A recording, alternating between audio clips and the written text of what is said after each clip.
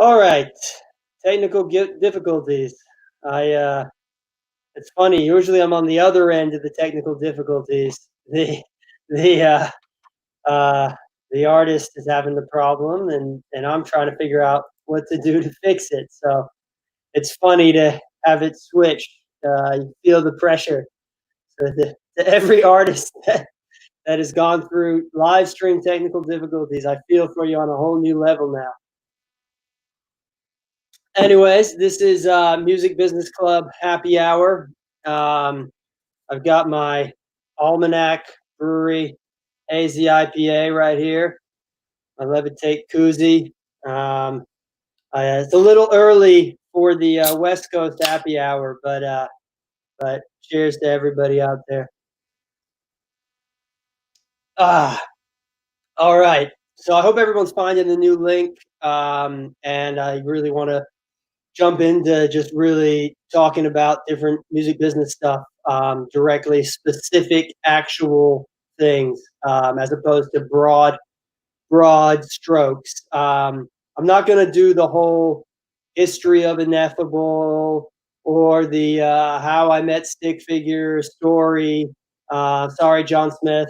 If you want to hear those stories, I did a Promoter 101 podcast couple weeks ago, and we'll share the link in the comments at some point later. If you want to hear the how Ineffable started and the whole story of that stuff and meeting Stick Figure and all those kind of things.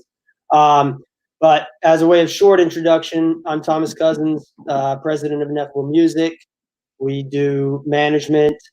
We run venues, talent buying, festival talent buying, festival production. We have a record label, Ineffable Records. And before I jump into the questions right now, because I got a lot of great questions on Facebook, and please feel free to hit up some questions in the comments right now in the comments section. But before I get into those, I kind of wanted to shout out a few people on the team. I'm really stoked. The whole Ineffable team has been kicking ass during the shutdown here, really making things happen.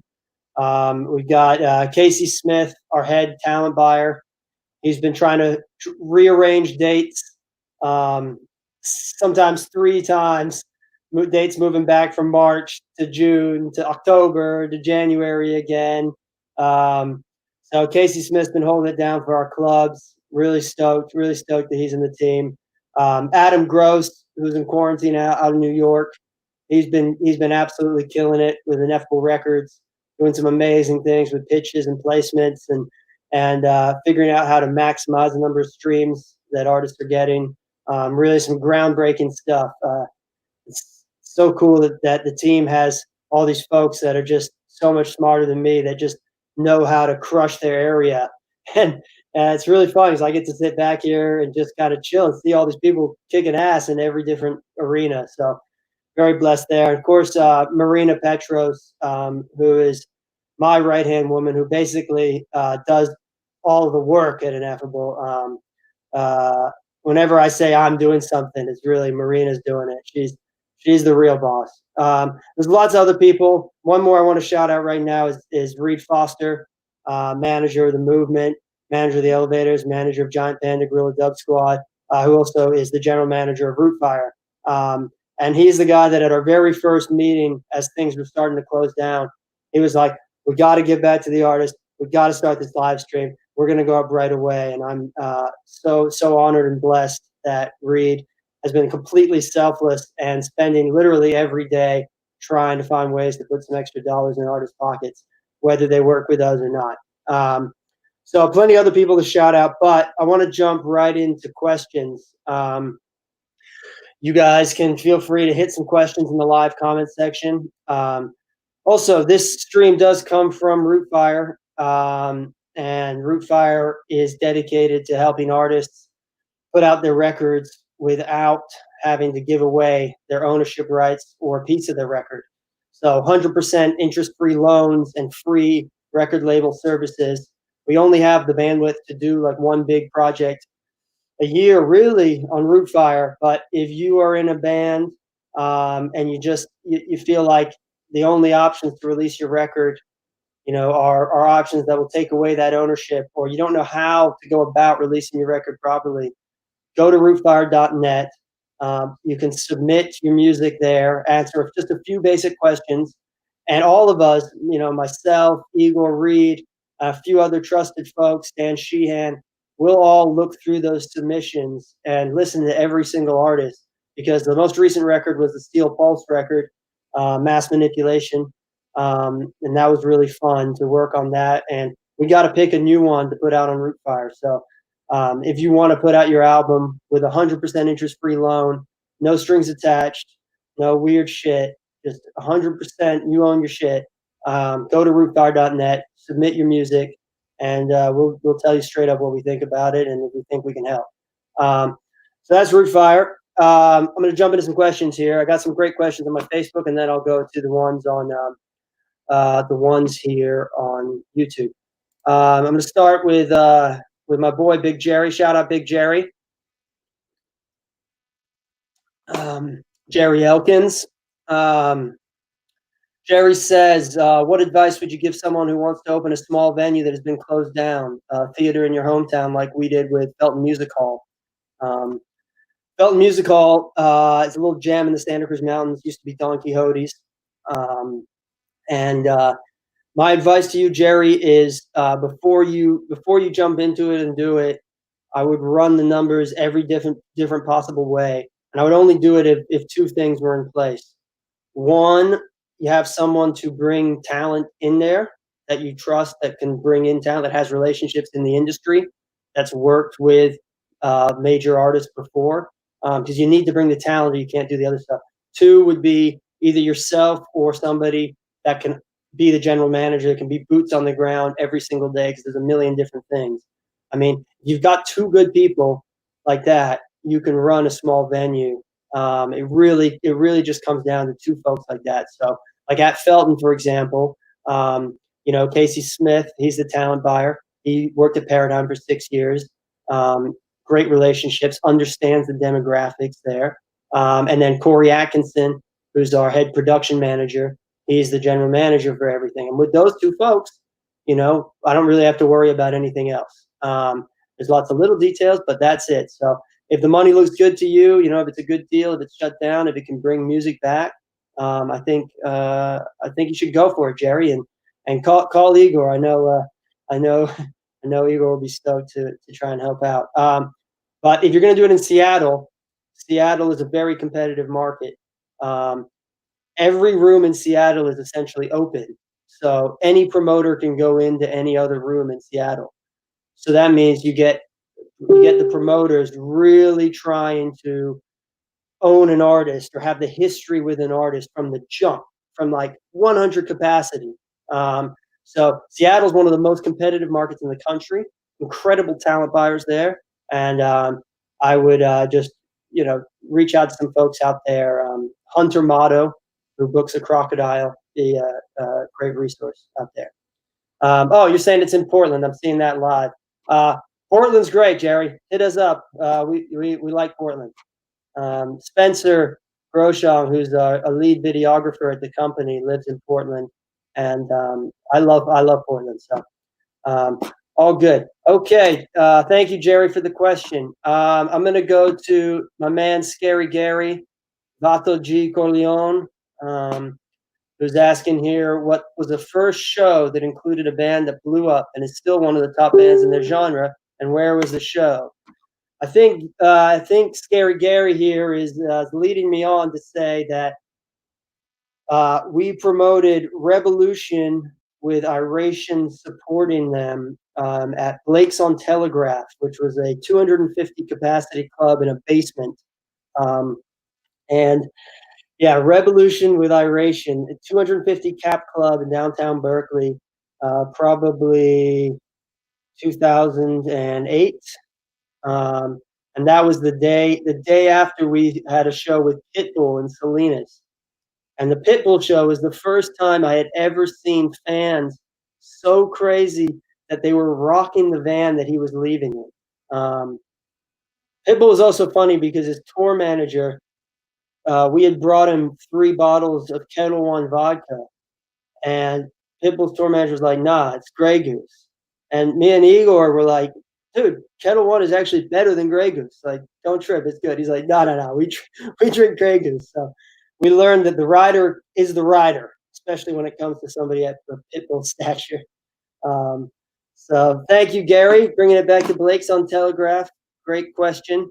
Um, let's see. Let's go here to Gregory Five Cooper, my man, long time dude. What has Rootfire done to pivot during the COVID incident? It's kept you all in a good position. What advice do you have for artists and other labels promoters in these times to stay afloat and hang on? So Rootfire is a nonprofit. I mean, it's the entire purpose of Rootfire is to um, be a rising tide to lift all boats. The thought process being that if artists own their music and make all the money from the music, then they're going to be able to make the right decisions in terms of what venues to play, how to put out music, where to go, what shows tonight, ticket prices, etc. They're not going to have to chase money, because if they get that money coming in month after month and they own it, they keep that money, then they're going to be in a better position to do everything else the right way instead of having to do things for the money. So that's kind of the whole purpose with Rootfire. And got to shout out Seth Herman, one of the most selfless people I've ever met in my life, who was the original founder of Rootfire. So Rootfire hasn't had to pivot at all, because its entire purpose is just to help out. It's just been more in the forefront during this time. In terms of labels, I would say management companies, etc. I'd say now releasing content is more important than ever, and also taking the time to learn new things. I always say, like, if I ever stop learning in this business, put me out to pasture and I'll go do something else, because learning is the most fun thing we can do in general, and especially in music business. There's always something new to learn, something about publishing or distribution, or how to connect with people better. So yeah, content.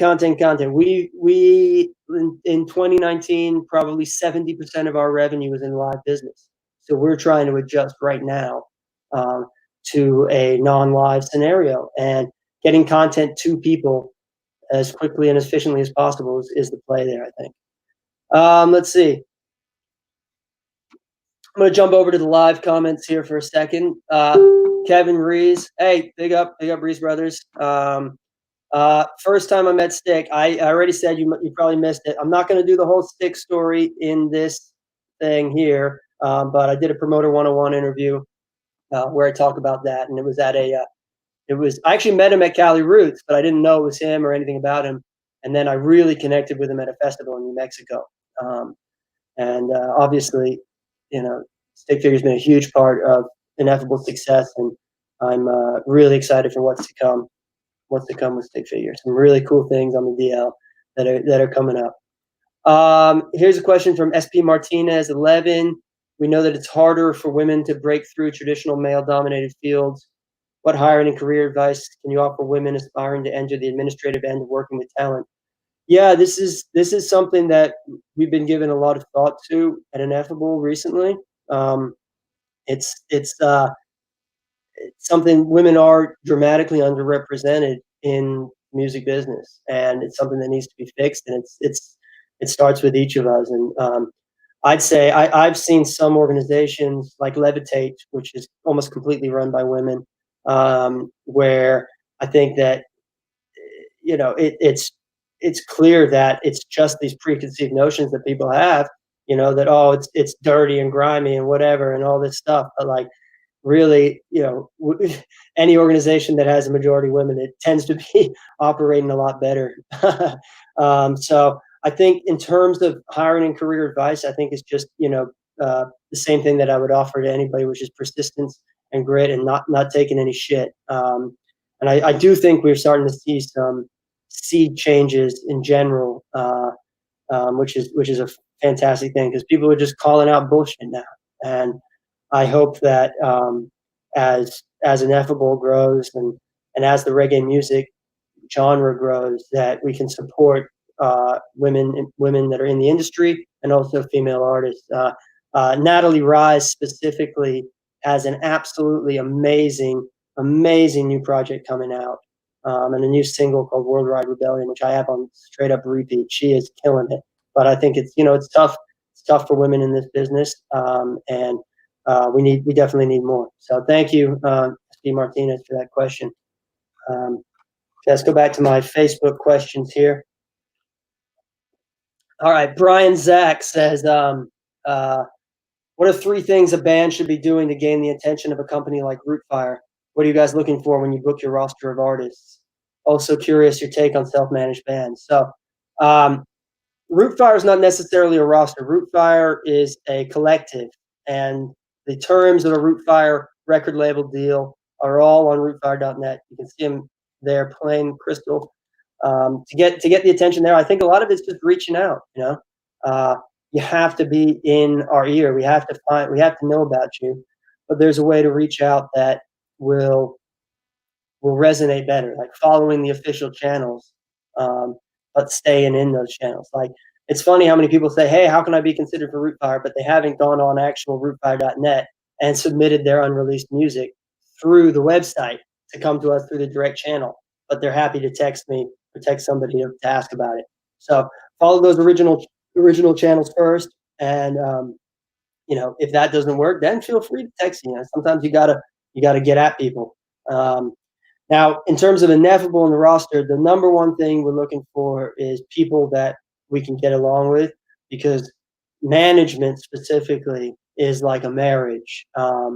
And we really want to make sure people buy into our sort of ethos. And a lot of that has to do with being independent. Like, if I met an amazing artist now and they're like, number one thing I want to do is get signed by Universal. I want to be famous.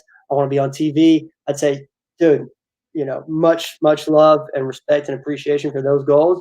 We're not the company for that.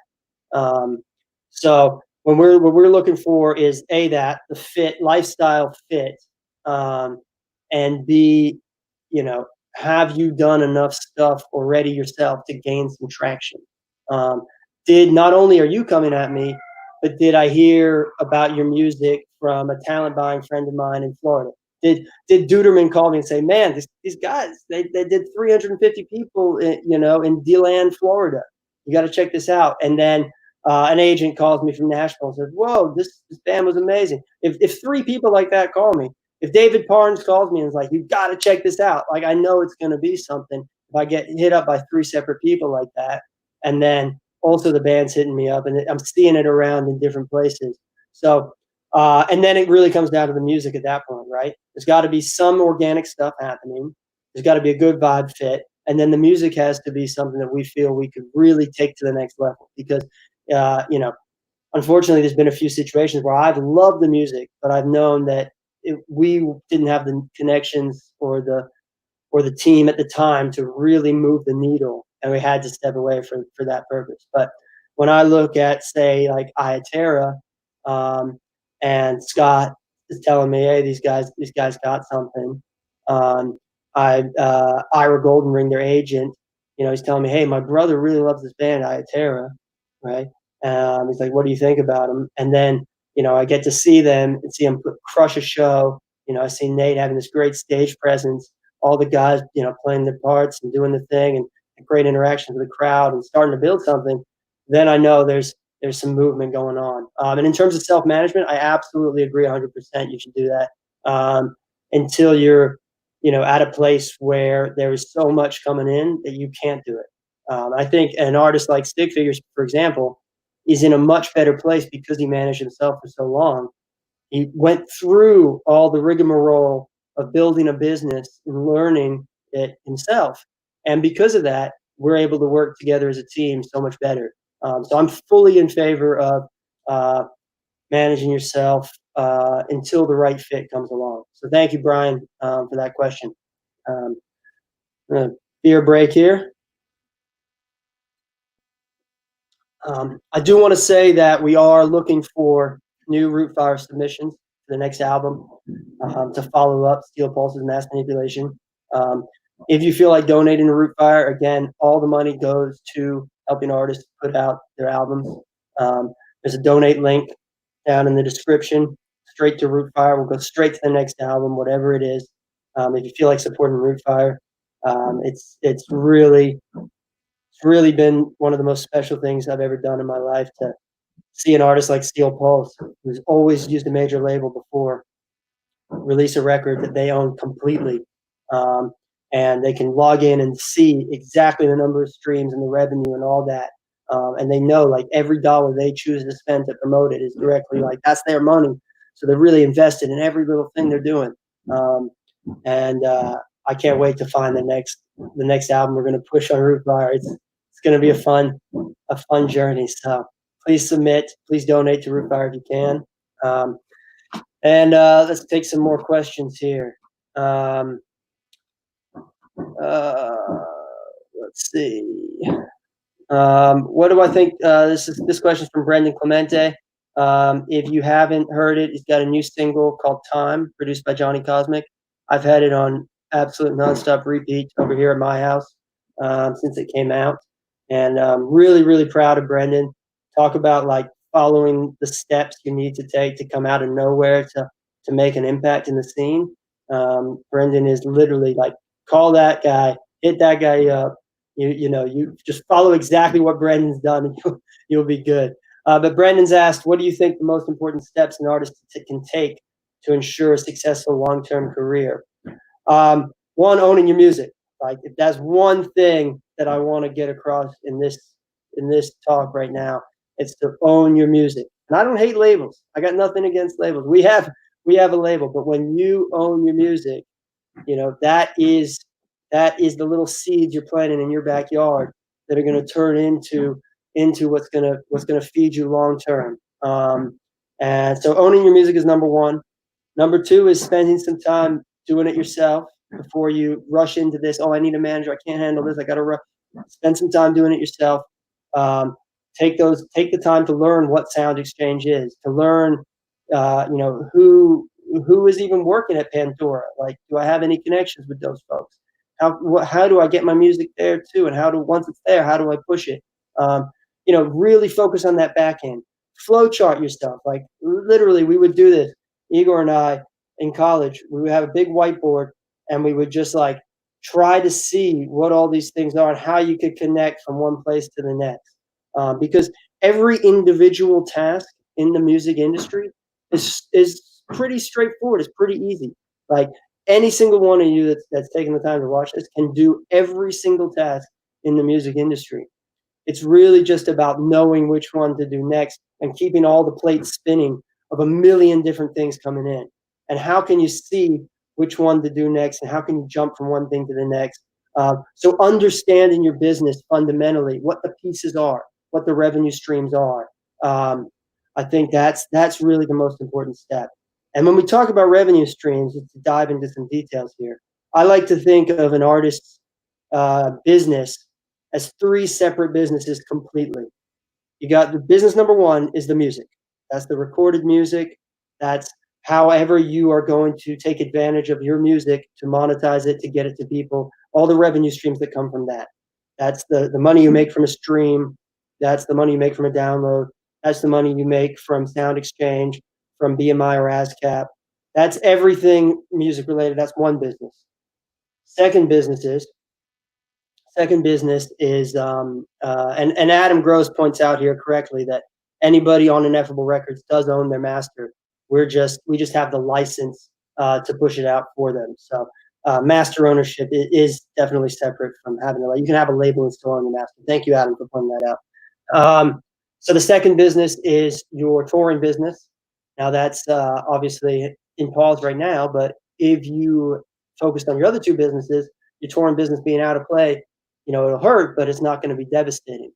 The third business is your merchandise, and merchandise, needs to be thought of as a full-on brand, a full-on business in and of itself.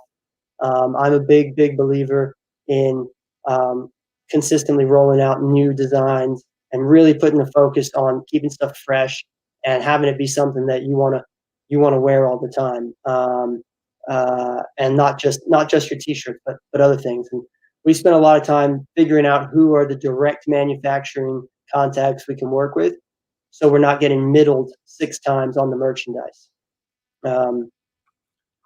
So I'm seeing a comment that people are hearing double. Is that coming for a lot of people, or is it okay?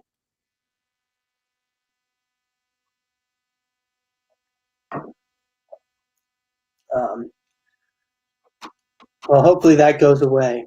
I'm sorry, I tried to plug in my headphones, but I realized that I don't have a dongle, so that's pretty funny. Um, let's see. I got some other good questions here. Um, all right, Dave Halchak. Shout out Dave Halchak. He said, assume a band is playing around 50 gigs a year to support the releases and trying to climb the scene ladder, so to say. Um, that's kind of a question of how to climb the ladder in a scene. So if we're talking about a scene, I think it's really, really, really important to have goals of what you want to do. So for me, the goal that I had, which was since achieved, and now I have new ones, which I'm not going to talk about the new ones because I want them to stay as goals. But the goal was to have an artist sell out Red Rocks, and specifically Stick Figure. And so I was thinking about that for since probably 2013, and it took until 2019 to make that a reality. Um, and what I did there is I said, okay, listen, we have these touring windows. I want to mix it up between headlining and supporting. If I can get on enough supporting slots at Red Rocks, along with enough supporting tours that get me in front of enough people, target that with releases, and then headline and have some numbers that prove what I'm doing, and really put all the focus into this specific market and scale up from a Cervantes at 1,000 people, and scale all the way up to doing 9,500 people at Red Rocks. What can I do? How do I get onto each thing? So I think the hardest thing is that first tour, right? And in order to really get that big first tour, you need to be crushing in your local market. That's the first step. So throwing your own show in your own market where you can get 300 people there, get to that level. And then, then you're going to start being in consideration for tours. You take a band like the Elevators, they started crushing in Boston. People see that, they're like, whoa, these guys sold out Paradise Rock Club, 933 people. Like, who is that? Like, how did that happen? Boom, all of a sudden they're on tour with Pepper. It's not that simple, but if you can crush locally, then it's a lot easier to get out regionally and nationally. So I think, visualizing the steps you need to take, hopping on support when it makes sense, proving your headline numbers, and then moving up slowly, but selling out, right? I'd rather sell out a venue with 50 people and be able to say, hey, sold out, not to brag, but just say, hey, you can't get tickets. Next time you better jump on those tickets. That's always been important for us is let's play rooms that we feel like we could really sell that number of tickets. And then next time people are going to want to hop on it early. So yeah, thank you for that question. Let's see.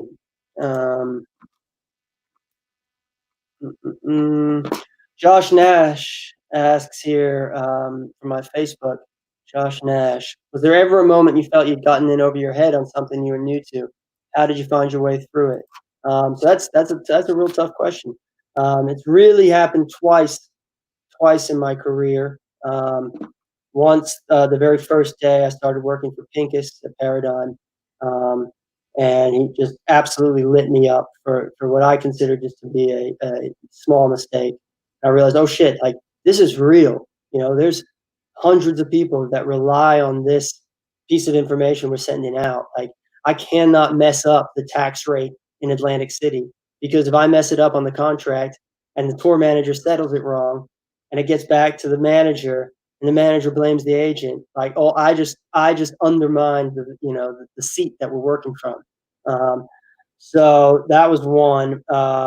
And I realized just how important every little detail is. I said, like, in the music business, every individual action is pretty simple, but there's just a lot of things all the time. You don't know what to jump to, where, or whatever. And any one little thing that gets messed up can derail the entire story.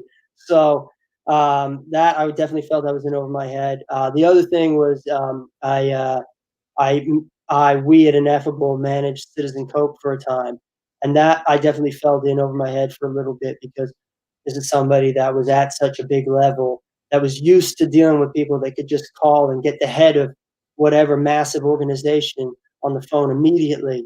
And here we are, these scrappy, young, relatively speaking, these scrappy young kids, but we don't necessarily have the pull to just knock down that wall right away. And I realized, like, okay, like we're doing okay, we're doing a good job, but there's so many more levels to this thing, and we got to level up. And that also brings me to like one of our key foundational strategies at Ineffable, which is how can we skip steps, right? Like if I'm just going, I sell my 50 tickets in my local club, and then I come back and I sell 75, and then maybe I get a small little venue over the next town over, and I'm just slowly growing like that, releasing my music and just growing slowly. Like it's cool, that's great, and that's generally what we strive for. But how can we like increase the angle and the speed by which we're getting bigger, right? How can we have like a big hit that just, even if it's not a massive hit in terms of a song, it just levels up the number of eyeballs that are paying attention to us and gives us a faster path to that next level. So instead of having to headline Cervantes, headline the Ogden, headline the Mission twice, and then get Red Rocks, maybe we can just sell out Cervantes a couple times and make that jump right away to Red Rocks, because all of a sudden the buzz is out of control, right? So skipping steps, it can be as small as having somebody pick up your song on TikTok. It could be as small as getting a massive playlist on Spotify all of a sudden, and new people, or a sync on TV. I remember one time we got a song on Stars, the TV network, and it was for their entire like season broadcast. It was the main commercial they were showing, and we had to clear a Donny Hathaway sample to get the song on there. And then the only way to do it was to clear that Donny Hathaway sample within 24 hours. And we found out that 3 different people owned part of that Donny Hathaway song, with the publishing and the master and everything.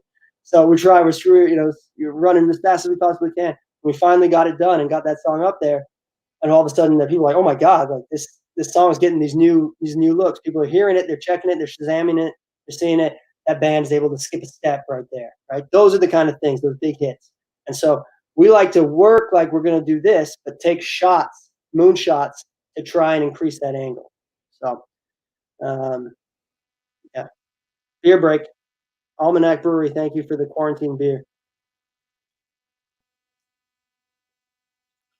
All right, let's see what kind of new comments we got here. Seth for the comment. Seth, I shouted you out earlier. Much love, man. Like I said earlier, most selfless person in the entire business. I don't think I would have truly understood how the music industry is supposed to work if I never met Seth. Thank you, Seth, for everything you've done for the reggae scene.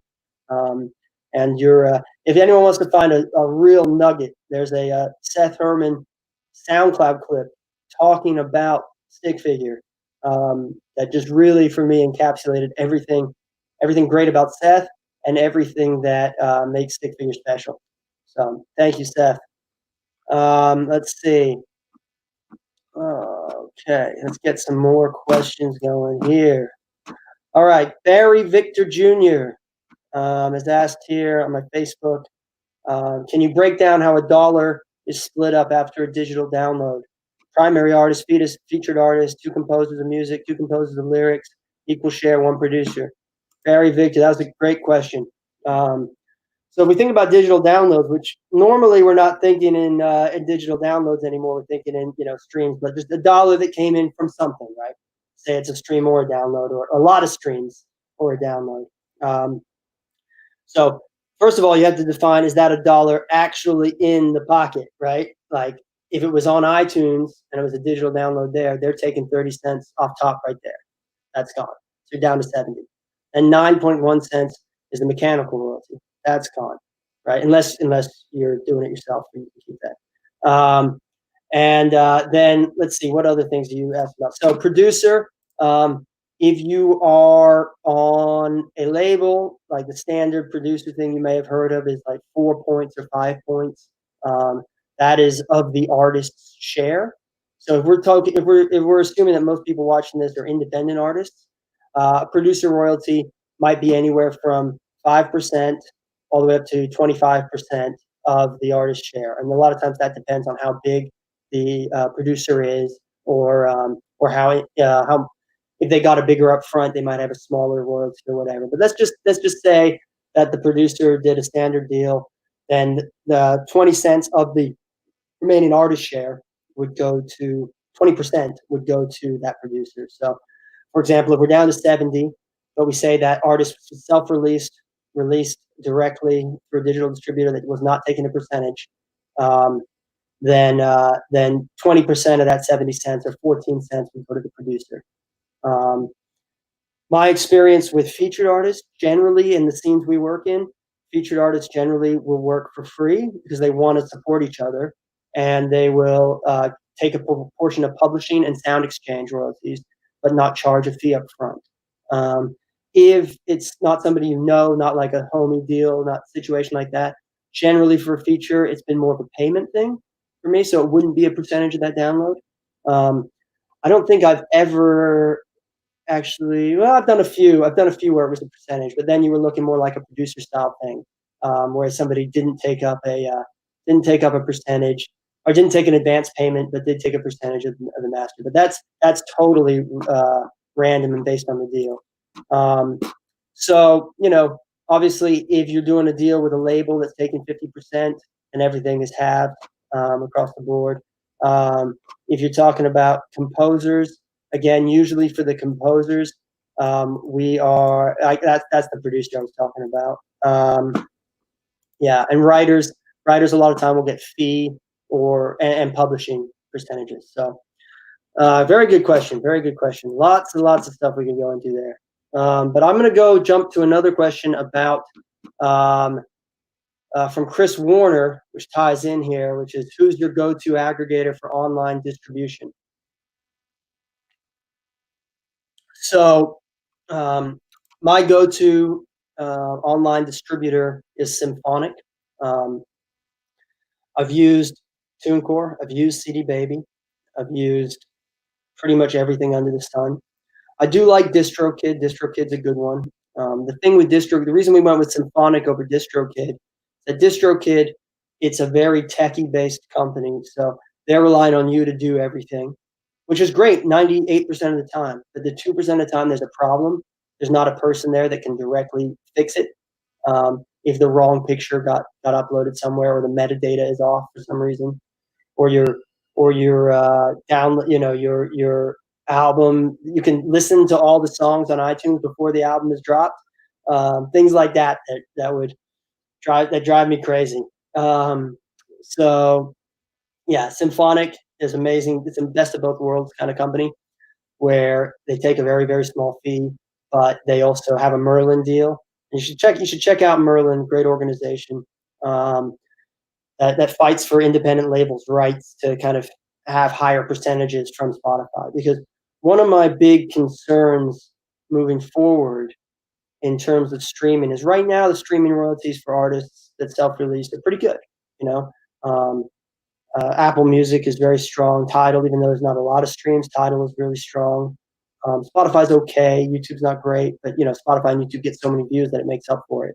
Spotify's probably been the number one in terms of money right now. But you get outlets like Pandora, where it just is so clear and is so fair how they pay out, that I don't worry about places like Pandora, but I do worry about places like Spotify. As they get bigger and as they have to kind of prove earnings to their investors, and increase that share price. Does the independent artist get squeezed? Do we see a situation where those royalty rates are going down and there's no real way to fight on the indie level? So I worry about that in the future, because right now, for our clients not touring, getting those payments from Spotify every month is vital. It's just that's life and death right now. So yeah, so just going back to it, TuneCore's cool. Again, the same problem. You pay that yearly fee, but there's no one necessarily to help you in real time for anything. CD Baby's good if you really don't have much going. If you don't feel confident that you can bring in, say, $200 a month from streams, right? Which is maybe, you know, what is that? Maybe 50,000 streams a month. If you can't get 50,000 streams a month yet, there's nothing to be ashamed of, but you might make sense to be on CD Baby, but they take a percentage instead of paying that $100 a year. But I like to bet on myself, and so paying a fee and not having to pay a percentage has always been key for us. So great question though. Yeah, Symphonic, and if anybody needs a link to Symphonic, you can DM me and I will introduce you to their team. Just fantastic people. Here's a great question coming in. Adam St. Simons, what are the best strategies you found for getting your artists on playlists? Well, first of all, someone like yourself, Adam, that is tirelessly pushing artists and finding ways to expand scenes, and figuring new ways to showcase artists instead of just your same old boring show. My hat's off to you for some of the creativity I've seen in your work. But best strategies, there is one strategy that I like is making your own playlists, pushing your own stuff. So I think every artist should have their own playlists, and those should be pushed in your artist pick or on your social media. Send people there, but don't just include your own stuff. Send definitely put some other stuff you're into and support each other. Like trade with other bands. Like if they have their own playlist and you have your own playlist and it's similar numbers of followers, trade. That just helps everybody. So I think starting again from what you can do yourself. Secondly, I think definitely do not pay for playlists. Those are mostly fake streams, and it's mostly garbage. There are some companies and people that can directly pitch you to places, but that are good, but they don't. The one key is that when they guarantee what you're going to get, it's probably not a good idea. And I do like to spread it wide and try different things here and there. But there are lots of playlists you go to will have contact information, and you just got to sleuth it out. Sleuth out who those people are, reach out to them, and offer them something. Don't just submit something. One of the big keys in the music business in general that I've seen and has really worked out is providing value. Right?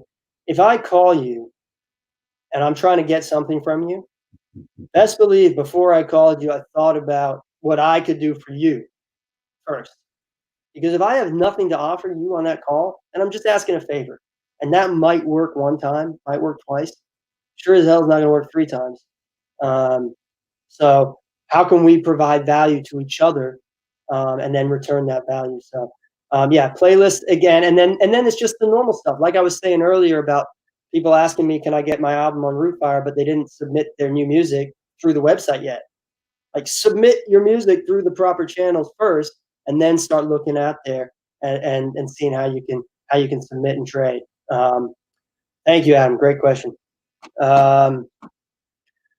Here's a question on the YouTube here from Xavier Frey. We talk about the point you realized you could start something for yourself, the realization that you'd learned what you needed. I certainly have not learned everything that I needed so far. It's a daily process to keep learning because the business is evolving rapidly always. Like we started, there was no Ineffable Music or InneffableRecords.com when we started. It was on MySpace. So, if I didn't learn to switch that real quick, we would have been irrelevant before we even got going. So definitely have not learned. I try to take the lessons that we have learned and apply those each day and not be too bullheaded to change if I'm proven wrong on something.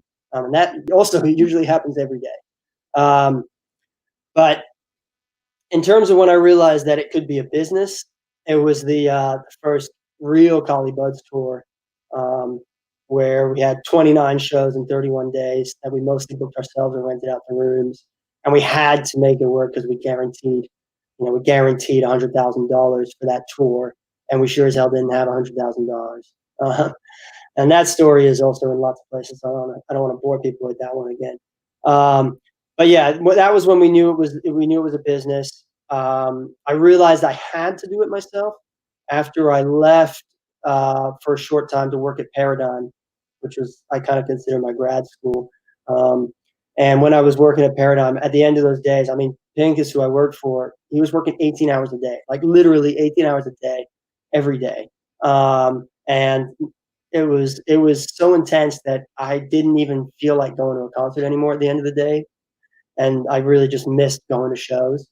And I was like, I need to do this. I need to go indie, even if it's even if it's not as prestigious, or my name's not going to be on a Billboard Power Players or whatever. Like, I need to do this I need to do it ourselves, and I need to make sure it's something that I can stand behind, and I still have fun with music.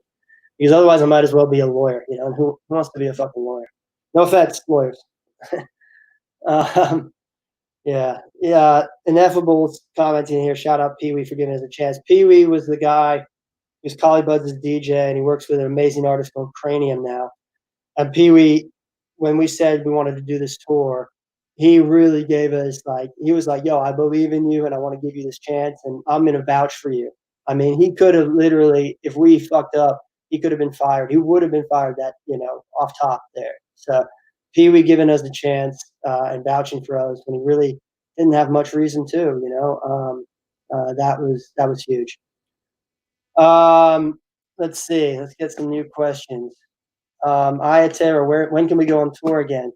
Hilarious. Well, I'm going to answer. This is a lot of people have asked me about COVID-19 and our take on the whole thing. My take is that I got to stock up on more Almanac beer here. That's my take. Also, I've been going through a lot of Almanac and a lot of Flying Embers hard kombucha, and that's just on the alcohol side. But yeah, my alcohol intake has gone up significantly. When can we go on tour again? I think that this year is gone for touring. Unfortunately, I hate to say it, but I think this year is done. I'm very, very happy that there's some states that are going to test out some things, test out drive-in movie theaters. Drive-in movie theater, is it the same? Does it make sense to bring in a stage, bring in sound, bring in production, try to sell tickets for carloads of people? I don't know. I don't know if it's the same. I like clubs. I like sweaty. I like getting up in there and feeling the energy up close to the artist. That's what I want to see happen. I think it'll be in waves. I think we'll have some really cool stuff where there's like 50 people in a 500 cap room, and then the rest of the show's live stream for anyone that can't make it into that. And that will at least pay for like crew to make a few bucks and start working again. That'll be the first step. And then I think 250 capacity. And then, and I think we build from there. But until you can travel between states safely, I just can't see a way there's going to be big production tours, and I just can't see that happening this year. But there's silver linings to that, which are that artists are making some incredible music, and I think it's really going to level the playing field. I think like ticket prices will probably come down a little bit, make it more accessible in some of the higher end stuff. I think that we'll really appreciate the show a lot more. You see all those memes about like people putting down their phones at shows. And I think that we'll definitely not take it for granted, the live experience. So yeah, going to be lots of good new music, and sooner or later, we'll come back again. And I think it can be a good thing for independence, because when we come back, it's going to be somebody probably a lot younger than me that's starting up, that figures something else out, how to open up in a way that gets everybody paid and is fun for the fans.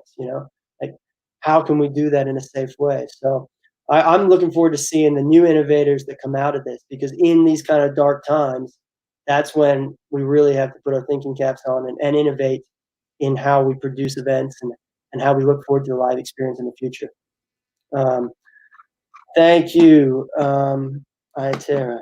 Yeah, Aaron Richardville. Shout out Aaron Richardville. Appreciate you and everything you do in Stick Figure Family, bro. He says room to dance. So that is a good point. Like if capacity is, we're at half capacity, it's a lot more room to dance, but not great for mosh pits or stage diving. You're gonna hit the deck a lot more if you're stage diving in a half open a half open venue. So let's see. Some good questions here. Okay. My buddy Paltiel Vital Ratzenberg, shout out for your persistence, bro. He asked me here, advantages over Songtrust and TuneCore. Can you use both? Best way to go about collecting mechanicals, ad placement for Google and YouTube. What's your experience and how much do you guys generally invest in this area? Okay, a lot to unpack there. So Songtrust and TuneCore, those are separate things. Songtrust is collecting your publishing for you, and TuneCore is collecting on the master side. It's collecting from the streams directly and sales directly. So you can absolutely use both. Songtrust, I think, is good. It's worth everybody signing up to Songtrust and trying it out because it's much better than just having no one manage your publishing. And unless you really understand the ins and outs, signing away your publishing is a really bad idea. And Songtrust is artist friendly in that you can end it in a year if you don't like it. But they do collect more than just doing ASCAP or BMI. So although if you sign up for BMI, they're going to get a lot of what Songtrust would be getting, at least like a good chunk of it. Songtrust is going to get a lot too, and they're going to get more. But you should always be signed up with ASCAP or BMI. I like BMI better, but there's really not much of a huge difference. No matter what, you need to be on ASCAP or BMI. Then you should also do Songtrust, and TuneCore is just your digital distributor. No problems with them, but again, I prefer Symphonic, or maybe something like DistroKid, which is pretty straightforward and easy. Let's see. So collecting on YouTube, yep, you want to monetize your YouTube channel. There's a great company that will help you collect YouTube publishing, which is separate from the sound recording, which should be automatically turned on by a TuneCore or whoever. They'll be monetizing the sound recording. The publishing needs to be claimed manually. If you do the automatic times, you're going to miss a lot of your videos. So definitely would recommend working with a company to claim your YouTube publishing. If you need an intro, you can DM me for that. And then ad placements. Our go-to company is Verticals, run by a guy named Nima Fadavi, an old friend of ours. Used to work at Apple for a long time and has really good ties in the whole industry and understands digital marketing. We saw our return on investment, our ROI on ad spends increase at least double by working with Nima. He paid for himself 5-10 times over. So yeah, Nima Fadavi at Verticals for all ad spends. That's my go-to. If you need an intro, again, you can DM me for that.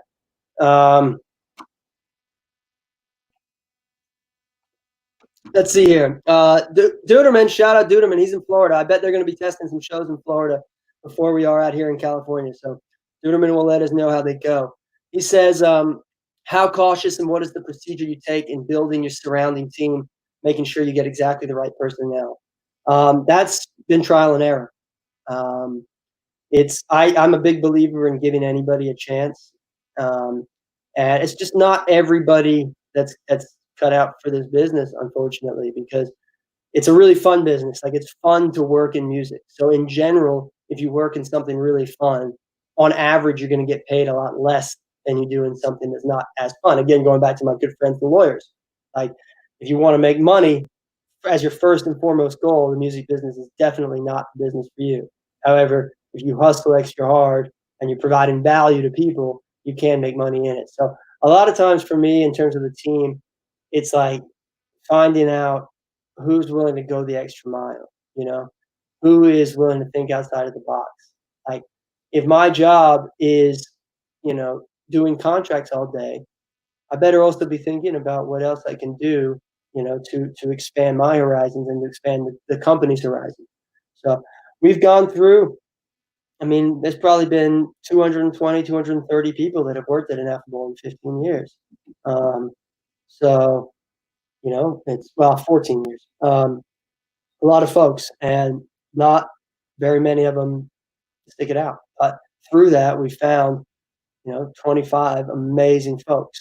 Um, I'm I'm really, really blessed to have all these amazing team members. And I shouted out a bunch of people earlier, but figure it's a good time to shout out some other folks. Anthony Cole, who's our longest tenured employee, he's the head of our design. And when we first um, hired Anthony at our old office, um, and he started putting his design touches to things we were doing, things we could see but we couldn't design. It was the biggest change to that point in terms of making the business real. Having a thought like, oh, I need this flyer for this show or this thing, like, and then being able to actually get something like that represented what we're doing in a real way that people would engage with. That was the biggest game changer we ever had. So Anthony also is completely selfless. So if I get something from Juan Manuel, all the stick figure fans out there that know Juan Manuel and the beautiful drawings he does for stick figure, a lot of people don't know that after he does that, it goes to Anthony, who is then formatting it, working with fonts, trying to get the needed information in there and turn it into something we can use on the whole World Wide Web and in print. So, there are a lot of these unsung heroes. I'm going to try to keep touching on everybody, but Anthony has really elevated the game at Ineffable. So let's see. What else we got here? Boom, boom. Let's get some more of these going. Christy Thornton asked me on Facebook how many Ineffable Records tattoos are there. And I believe it's 2, Christy, including yourself. Thank you. That's how we knew we made it. We knew you made it. We knew we made it when we saw your back, and we appreciate your support and all the support of the artists. Like, if there was 1,000 Christy Thorntons, I don't think we would need to push our music anywhere else in the world because we'd have all the support we needed right there. Thank you, Christy. Let's see. Anthony says, in what ways has the crazy business, Anthony D'Onofrio, what ways has the crazy business changed over the last 5 years besides COVID? Very good qualifier. What do I see changing over the next 5 years? That's absolutely fantastic question. I mean, over the last 5 years, it's really become possible to monetize those other 2 companies besides touring in a way that would allow you to survive this COVID situation without touring. Prior to 5 years ago, our merchandise platform, we use Shopify now for the most part. Our merchandise platform wasn't as good, didn't work as well as like a real high-end retail store. And we didn't have the money to develop a real high-end retail store. So without Shopify, it wasn't connecting with people. People weren't like treating it like a proper store all the time. It was like, oh, I could go to the artist merch store, but is it going to come properly? Are we going to get everything like that? So all the technology that's come to solve some of these problems has really helped in that arena. And that technology has also really helped in digital distribution and enabling a company like ours to go direct to the DSPs, directly to Spotify, to go directly to Pandora and Apple Music. So the technology has been huge. And over the last 5 years, another change, like the previous 5 years, was the live touring explosion. The last 5 years, we've seen the kind of oversaturation where everybody's touring all the time, and people now are thinking, adjusting, like, wait a minute, like, if I tour every single 3 months in the same places, like, people are going to get sick of me. Like, it's not a good look. Like, now we want to make sure when we come to the town, it's going to be a big deal. Like, that is going to be the event to be at. We want people flying in because they know how big it's going to be. And previous to that, it was like, tour, because that's how you got to pay the bills. Stay out there, meet people, tour. So in the next 5 years, what I hope I see is that people stop using these old school kind of convoluted major labels where there's no data, they don't share anything with you, you're trapped into a deal that's not fair. I'd love to see contracts move away as much as possible, because we like handshakes. Not a lot of people know, like, we don't have a single contract with any one of our management clients. They could leave today. They could watch this, say, T, you sound like a fucking moron. I'm out of here. And it's not, that's it. It's done. Right. We don't need those contracts, because we only want to work with people, and we only think we should be working with people and taking money from people if we're doing a good job every single day and keeping it moving. So I'd love to see that sort of attitude. And it's pretty common in the booking agency world. Most booking agents don't have contracts with their clients. I'd like to see that happen more. And you can have a contract, but the term is what kills me.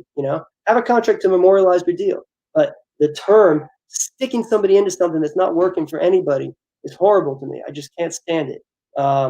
So I want to see people own their master and find better ways to get the music out there without relying on the old labels. Take some of that power away from those labels and retain it themselves.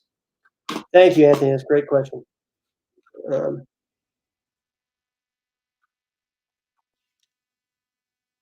Okay, this is an interesting one. Chris Parkhurst here.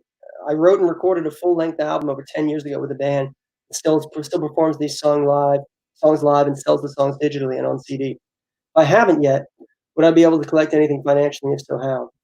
Okay, so if you wrote the album, Chris, you should have publishing on that album. Okay, so if somebody plays live, they should be reporting their live shows on BMI Live or ASCAP Live, and they can put their set list into BMI and ASCAP. Now, each one of those venues pays ASCAP and BMI a fee each year to have the right to play songs that you wrote. Right? As a venue, you have to pay to have the right for those songs that were to be performed on your stage. When someone plays a cover song, right, like you need a license for that, and that license goes through ASCAP and BMI or CSAC. So yes, if you have publishing. If you do not have agreements with them, or they're not playing venues big enough to collect publishing, it might not be very relevant.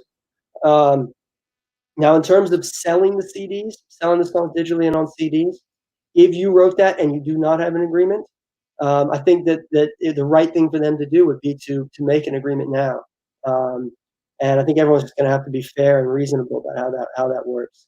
If not, you do have a right to that, unless there was some sort of deal that said you were doing it as a work for hire, and you just got paid a fee for it.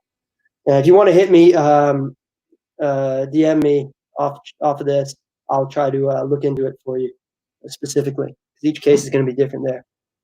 My boy Jackson Weatherby, what's up, Jackson? By the way, Jackson is the lead singer of the Elevators, and literally right before I don't know how to share a screenshot. I was going to share a screenshot of that. I was playing Nostalgia, his new song, right before I turned this on. But shout out Jackson. He asks, how do we get into the music business? That's one I didn't actually specifically want to. Igor and I were renting apartments when we went to UC Santa Cruz. We rented one to a guy who was like, hey, I'm good at music and I've got a lot of friends, but I can't get a show. And we're like, well, how hard could that be? Started calling venues and figured out it was actually pretty hard to get a show. But eventually one did give us a chance, and the rush of throwing that show was definitely something that hooked me and completely changed my plans. God, I was going to go to law school. Thank God I threw that show. Thank you, Jackson. Everybody go check out the Elevators. Give them a follow. What up from the Article crew? Article Sound System, great band out of Florida. Really got to see them at Arizona Roots this year. It was an amazing performance. Thinking there's going to be some big things from them coming up soon. Chris Scott says my DM box is going to be blowing up. Well, I hope so. I only just realized how to check my Facebook messages. And a friend of mine, Chris, had sent me a record. Said, check out my new album, blah, blah, blah. And I responded, like, dude, yeah, I'm checking it out right now. He's like, dude, I sent you that message in 2013. Like, what are you doing? I was like, shit, I'm sorry, bro. Facebook is difficult for me. That's why Marina. When I tell you Marina really runs the company, I'm telling you the truth. Okay. Bobby Hustle, thank you. Signed up for Solid Trust after watching Igor's live stream. Amazing. Yep, Solid Trust is great. I think publishing is probably the hardest thing in the music business. I know I keep talking about every individual action is pretty straightforward. Publishing is the most confusing. So we should all continue learning that. Let's see what else we got here. Okay. My buddy Dan Fries asks, "What's a good way to incentivize artists to ask you questions for your talk?" I think that was tongue in cheek because I was offering a tripod for the best questions. So, um, yeah, I mean, it's true. You put some money out there on something, people are going to pay more attention to it. So yeah, shit. If someone wants to give me some money to ask a question, I'm going to ask a question. That makes sense. Marjorie Mon, who I don't know personally, but I have the pleasure of seeing all over the internet. Are you working on plans for social distance festivals? No, uh, I'm not. I'm just trying to wait and see how things play out here. I think that I want the festival experience to be real and full. Now, I do think that is going to mean, more space, more sanitation. Masks are cool now. Masks are a fashion statement now. So, I think we're going to see space for people, more space, and more hand washing stations and all that. But I don't want to have I don't want to have a social distance festival. But I am really enjoying all the live streams. It's been just putting them on and dancing with my kids has been amazing, and it blows my mind how many people are supporting the artists that are doing live streams. I'm super super stoked on all that. I got a question from Deborah Lamar asking if I can get her a date with Nako. Um, that's a good question, Deborah. But no, he's mine. I saw him first. Um, no, I mean, come to Cali Roots. You never know. You might meet him. Um, Let's see. So, question from Brett, Roots of Creation, who's been grinding day after day, making moves, showing you how a real independent business can work. Brett's question is, what do you apply what do you use the most from starting as an assistant for Pincus and passing out handbills as an indie promoter? The handbills question, I've said before that I really think I've passed out more than 500,000 handbills over the years. Personally, like you may have seen me hand you a flyer somewhere at some point, probably. Um, and the thing with that I learned the most is that people really care more if it's your thing, like, yo, this is my concert. Come, check it out. It's my concert. They appreciate that more than like boom, boom, boom. We always say, like, you're passing out a flyer, make eye contact with the person, hand the flyer so that when they take it in their hand, they can read it. It's upright. You didn't hand it backwards. That's sloppy. Why would you do that? Don't hold it out way in advance before they get up to you, because then it's just something to avoid. Hand it right in stride so that it's an easy grab, right? And for anybody out there that's watching this, like, have good flyer karma. If someone hands you a flyer, trust me, that's a tough job. Take the flyer, okay? Take the flyer. It's not gonna hurt the environment that much to take the flyer. But when people don't take it, then the people behind them a lot of times don't take it. And I still believe that passing out flyers is the most inexpensive way to spread information about an event. Um, you know, Facebook ads and all that kind of stuff are great. They return a lot more, but they cost a lot more relative to the return. So I bet just the detail on the handing out the flyer, like, that's how we like to think about every one of these little things. Like, I'm not just putting the music up and forgetting about it. Like, what little tweaks can we make? You know, what tweaks can we make to make sure that that the video it got the best possible chance? Everything, every little detail with that. And Duderman, actually, who we work with in Florida, he's the number one flyer and poster guy I've ever met. Actually passed out more flyers than me. And he would send these amazingly detailed reports of every place he put a poster and every place he handed out flyers. And the agents and managers would be like, what did you just send me, dude? Like, this is a list of 175 places that have a flyer and poster. That's how we knew we needed to work with him, because he had that work ethic to get the word out there. above and beyond anybody else in the game, passing them out harder than me.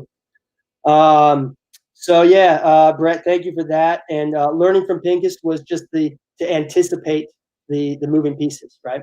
So when somebody would call and I would pick up the phone, I would try to know A, who the person was that was calling, and B, try to guess what they were going to be calling about as soon as I saw their name popped up, right? If we're working on something, like, why is this person calling me? It's all interconnected. And I also learned to kind of see from a 30,000 foot view how each tour affects each other tour. Each release can buoy or stymie another release. And I really, it's really just like the microscopic attention to detail on everything from, um, you know, which venues have to have physical separation between underage people and 21 plus. Side note: if the government really wanted to support independent venues, we should lower the national drinking age to 18. Like, if you're 18 years old, you can handle your drink. Like, let 18-year-olds drink, and independent venues will be doing a lot better. So thank you, Brett, and Brett's a great example of somebody that like stays hustling and pushing and grinding all the time. So shout out to you, man. I know that's the dedication you need right there. And we got to hang it close to the sun, which I'm very bummed is not going to be happening this year.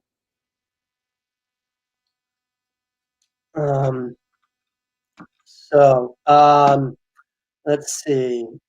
Um, okay, new question here. Michael Forget. When planning a music release, what's the first thing your team focuses on? You have a general format you follow, or is every artist release handled differently? Let's see. Planning a music release. The first thing we focus on is the music itself. Um, we want to make sure that the music, is in the right format, that we have the 16-bit WAV file, that it's ready to roll. We have good artwork dialed. We have a release date without a lot of competition. All sorts of things like that. Like, we have all those pieces. So having each piece together, and then thinking of a creative way to drop it so that that we can get the biggest attention from our fans. And how else when we drop it we can come up with something creative. We need like one out of the box thing. And with the most recent Stick Figure album, the out of the box thing was the golden ticket idea. And I the thing that bugged me about the Charlie and the Chocolate Factory golden ticket is, like, yeah, 5 people got that golden ticket, but like everybody else that opened that chocolate bar was bummed out. Everybody else was bummed out. Whereas for our plan, it was like everybody gets a golden ticket, and then there's like only so many actual big winners. But I think that really it added a fun element to getting the album, and that was something cool that people could get behind and really enjoy. And then when it comes to singles, it's like, what is an angle? And a lot of times the main angle is a collaboration, and really do love seeing collaborations across the board. Anytime an artist is working with someone else and it can go to both of their channels and be pushed to both of their fans, that's a beautiful thing to me. So yeah, the real format is just having all your assets ready to go, having your little videos that fit each different platform, that go up in every different spot. Having all those things together, and then thinking about what is the best time to drop this? How much do you push it without getting it too many times in everybody's face, but still making sure they all know about it. And where else can we push it? There's always new things. Like, I only recently, somewhat recently, discovered the Google Knowledge Panel, and you can claim your artist's Google Knowledge Panel, so that if someone Googles your band name, a little clip of what you want to promote shows up there on Google. Like that.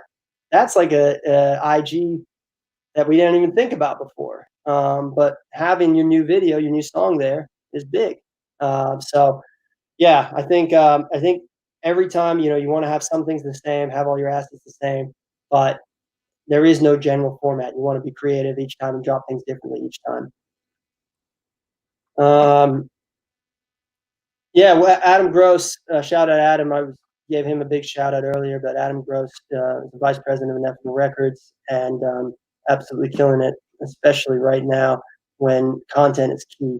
What does an at bat mean in regards to releasing music? Um, so, this really comes from Igor, because Igor's thing is making everything a sports analogy, and I get down with that too. I'm with that. But an at bat, is basically, I want to swing and miss more. I would rather swing and miss than just keep the bat on my shoulders, right? I want to try as many things as I possibly can. Um, and I'd rather try and fail them and then try not to repeat that mistake than not try them at all. So I feel like if I get enough at bats, if I get enough tries with pitching, with placements, with how stuff gets out there, with different contests, some work, some don't. Um, if I have enough at bats, then I'm going to hit one out of the park sooner or later, right? So trust me, I'd rather swing and miss, strike out horribly, and try to remember never to swing at that one again, than just keep the bat on my shoulders and miss that pitch right down the middle. So that's what that means, right there. Let's see, we got some new questions coming in here. Oh, Christy also asked, who was my biggest musical influence as a young teenager? Was it reggae or another genre? So there's phases for me. When I was a kid, my mom would listen to a lot of like Tracy Chapman, a lot of Bob Marley too, but a lot of stuff like that. And then in San Diego, I was living in San Diego as a kid. Green Day Dookie, that was the first album I owned.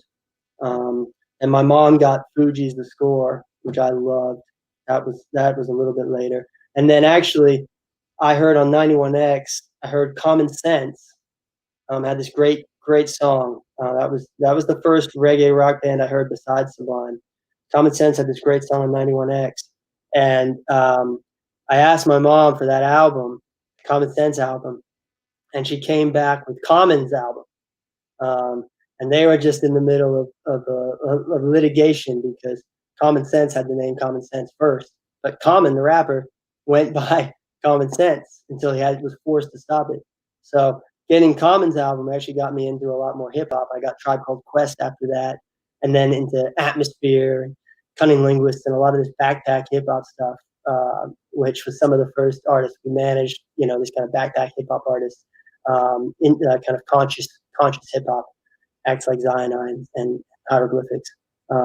So my tastes are all over the place, but in terms of reggae, yeah, my mom would listen to Shaka Demus and Pliers, and then in college, like I saw Barrington Levy at the Catalyst and just smoked a ton of weed and just vibed out for like 3.5 hours. So yeah, it's been all over the place, but the positivity of the reggae scene and now like the transformational scene has been so amazing, and the way people embrace each other in the like stick figure family and at these events has just made me fall so much even more in love with reggae music and with just the whole vibe of it, and that parlayed into my love of some of this a little bit more crunchy conscious stuff that's sort of singer songwriter vibes, but also you could see it at Electric Forest.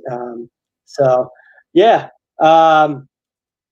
Great question. I'm always looking for new music too. So DM me your shit.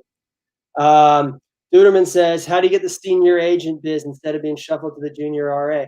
I don't think there's anything wrong with being shuffled to the junior RA. Like, if you can be cool with the junior RA, like that junior responsible agent is going to become, a senior agent for the most part. It's the same thing with assistants, and that's one thing I learned from Gary Ty, who was the first booking manager at the Catalyst, talent buyer there. You never know who somebody's going to be.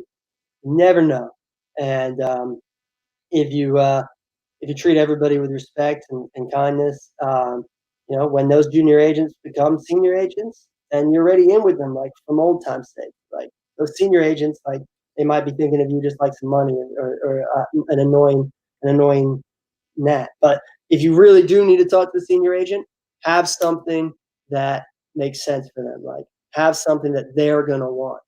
Like what do they need? You got to figure that out. You always got to figure that out in this business. Like if somebody asked me, I'm gonna pull that one up. Someone asked me about merch. Um, let's see. Merch. Oh, Trey McBrayer. How can I get involved with screen print and merchandise for more bands involved with Rootfire in your company? So, like to Trey's question, I would say I'm very happy with my current merchandise company, Via Merch. They do an amazing job for me. Like they're rocking, they're rocking those machines 24 hours a day when we're not in shutdown. Um, and they're killing it for me. So that's a tough thing. Like if you're going to come at me with some screen printing merchandise, I would say have something unique that I'm not thinking about and I'm not doing yet. Like what do we need? Because anyone could say, "Oh, slap a stick figure logo on this thing and it'll sell." Yeah, sure, but like, why is it special? Why does it actually matter to stick figure fans? Like, what's cool about that? What's extra about that? Why is it not just a piece of junk? So I talked to hundreds of people about different items and different collabs and stuff, and only some of them are unique enough and really make sense. There's really a purpose more than just some more stuff. Um, so I'm not saying you can't work with us. I'm just saying if it's going to be merchandise, you got to come with some unique ideas, and it's not just about a better price. Okay, Lizzie Hannis, shout out Lizzie. I think it was your birthday recently. Happy birthday! You're the best. Thank you for everything you do to curate the stick figure family and take care of so many people. That is amazing.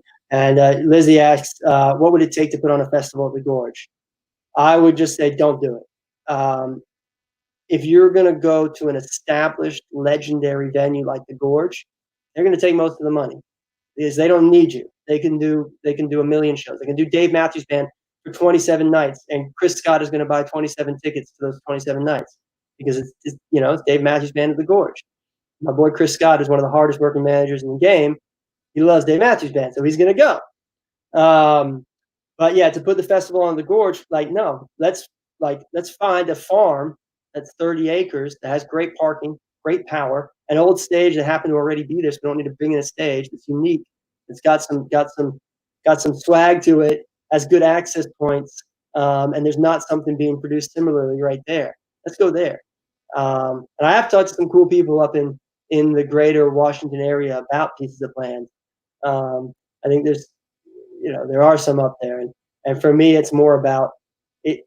Where we can fit in is more in an underused place that's not being currently maximized like the Gorge. But it would be a dream to have stick figure headline the Gorge. That would be awesome. So let's see here.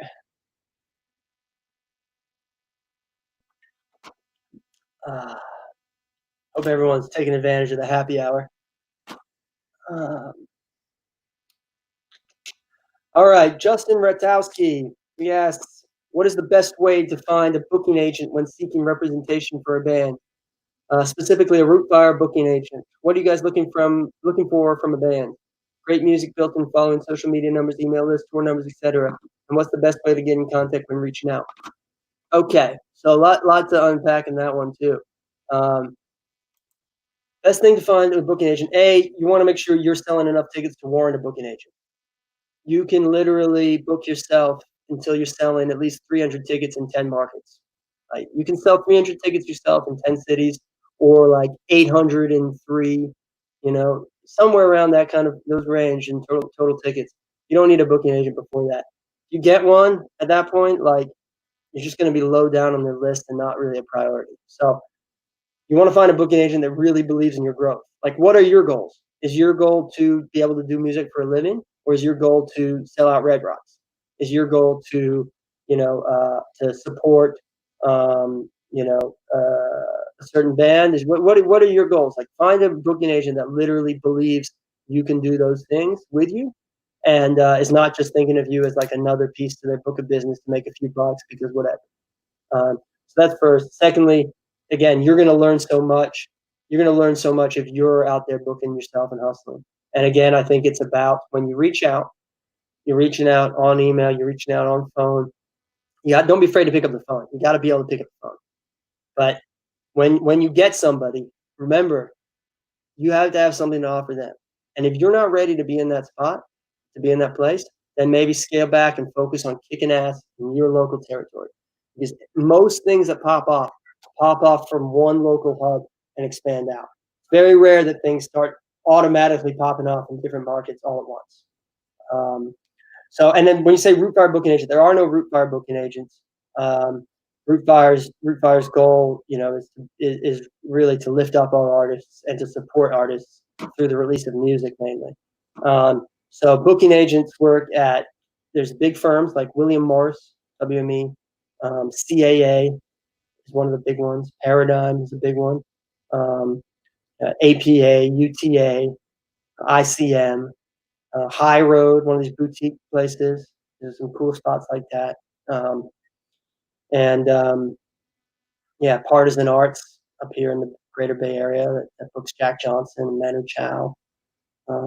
So there's some boutiques, and I think actually through this COVID-19 crisis, I think we're going to see some more, smaller agents go out on their own or do their own thing, and and that's good. That's good for independence. That's good for music. When everything is too much in a few companies' hands, I think we see less diversity on festivals, and I think we don't want to homogenize the live space any more than it already is. So when you're looking for a booking agent, those are the places. Now, I got a question from my boy David Parnes, who, if you want to talk about somebody who provides value, David Parnes was helping me push Stick Figure before anybody knew it. We wouldn't have got Stick Figure on the 311 cruise if it wasn't for David Parnes. Numerous other things throughout our careers together. Always providing that value to me, to us, before asking for a favor. And that's why, I think that's why we've been able to work together in addition to being friends. David Parnes providing value. I lost my train of thought because I was just thinking about how much I love David Parnes. Yeah. All right. Let's see. I'm moving on here, unless someone wants to remind me what that was. Okay. What other questions do we get here? Oh, we're talking about agents and that stuff. Right. All right.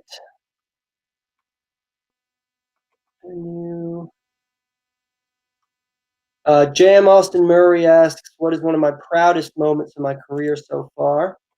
That would be standing in a circle with guys from Stick Figure and Patrick McCullough, the agent, right before they took the stage when they headlined Red Rocks last year on 420. So much went into that, and it was really like a dream come true. I couldn't even really. The funny thing is like the show before that at Cervantes, that was like my favorite Stick Figure show ever. But at Red Rocks, I was so nervous and like hyped up that I couldn't even really enjoy the show. But that was definitely a proud moment. And then I have other silly proud moments, which was like when we got our first ever paper towel dispenser at our old office. It was the first time we bought something that wasn't absolutely necessary to the business. And then that was doubled by when we got our first water cooler. It had its own filter. We didn't have to bring in our own water or go out and buy single-use water. Like these sort of unessential luxuries. That was really big. That was really special. Let's see. What else? Does anyone have any other questions here for me? Chris Montague says, "How long do you think the industry can sustain the shutdown?" I think that the industry will sustain. I think certain places will go down. I mean, we saw Great Scott go down in Boston, great small club. But I think the ones that are going to go down now are going to be ones that had other issues, situations with their leases and things like that. I think we will. I think people are more resilient than one might think, and I think they're going to find a way to, to get through this. I think what we're going to see on the other side, if we can all get through it together, and the way I'm seeing people support artists doing live streams and things like that, I feel like what we see on the other side is going to be much more collaborative, people helping build each other up, um, and yeah, I think there's going to be less focus on, oh, whose name is in which spot on the billing, and more focused on like how can we really all do this together. And I think that's going to be good. And so the industry will sustain, and we will sustain. And it's just about those that are struggling. It's about all of us doing our part to support them and make it through together. All right. Does anyone else have any questions? Let's see. Dan Rankin, what do larger touring bands look for in an up-and-coming local act to get in on a tour, and how does one start that conversation? Fantastic question. So I think for a specific show, like 90% of the tours that we buy for venues, 90% of them come with their own openers, right? So in a way, it's easier to try to get on the tour with the band as opposed to get the local spot on the bill. Now, in terms of getting the local spot on the bill, a lot of it has to do with ease. So if I was going to try to get on a local show in Santa Cruz with us, I would email Casey. I would email Jay and Natasha. Jay and Natasha, two amazing people who work at Ineffable that help out with the talent buying at the clubs, do contracts, ticket counts, local band booking. A lot of these kind of unsung hero tasks, and just are grinders, and just thinking about how we can maximize the days we have at the clubs. And they've been great about pivoting during this time to help us out with record releases, and really support the artists that we release records for. So what I would do if I wanted to get on a show in Santa Cruz, I would find out who Jay and Natasha were first, because I know they were responsible for local bands there. I'd look on the website for a show that doesn't have 3 bands already. If it's got 3 bands already, and there's no chance I'm going to get on there. If it's got 1 or 2, then there's a chance they might need a local opener. I'm going to send them an email. It's going to be so easy, so basic, that it's really going to make it super easy for them to just forward it to the band and say, hey, I want to do this. Like, I can bring, if you put me on the show, I will bring 50 people just coming to see us. Be super easy in and out. I got 4 people on stage, 2 other people with me. We'll go in, out, boom. We can work with anything. We can set up in front of you. No problem. Very simple. This is what we're going to do. Here's one link to our music. It's not an attachment. It's a link to our SoundCloud or something like that. That's how I try to get on. When it's easy like that. It's like if you want someone to write an article about you in a local paper, you're best writing that article yourself and sending it to the local paper and saying, hey, would you write an article about me? Here's like the info, because then it's easy for them, right? So yeah, so that's for that show. In terms of the bigger tour, I think it's a lot of times it's about getting in with those bands.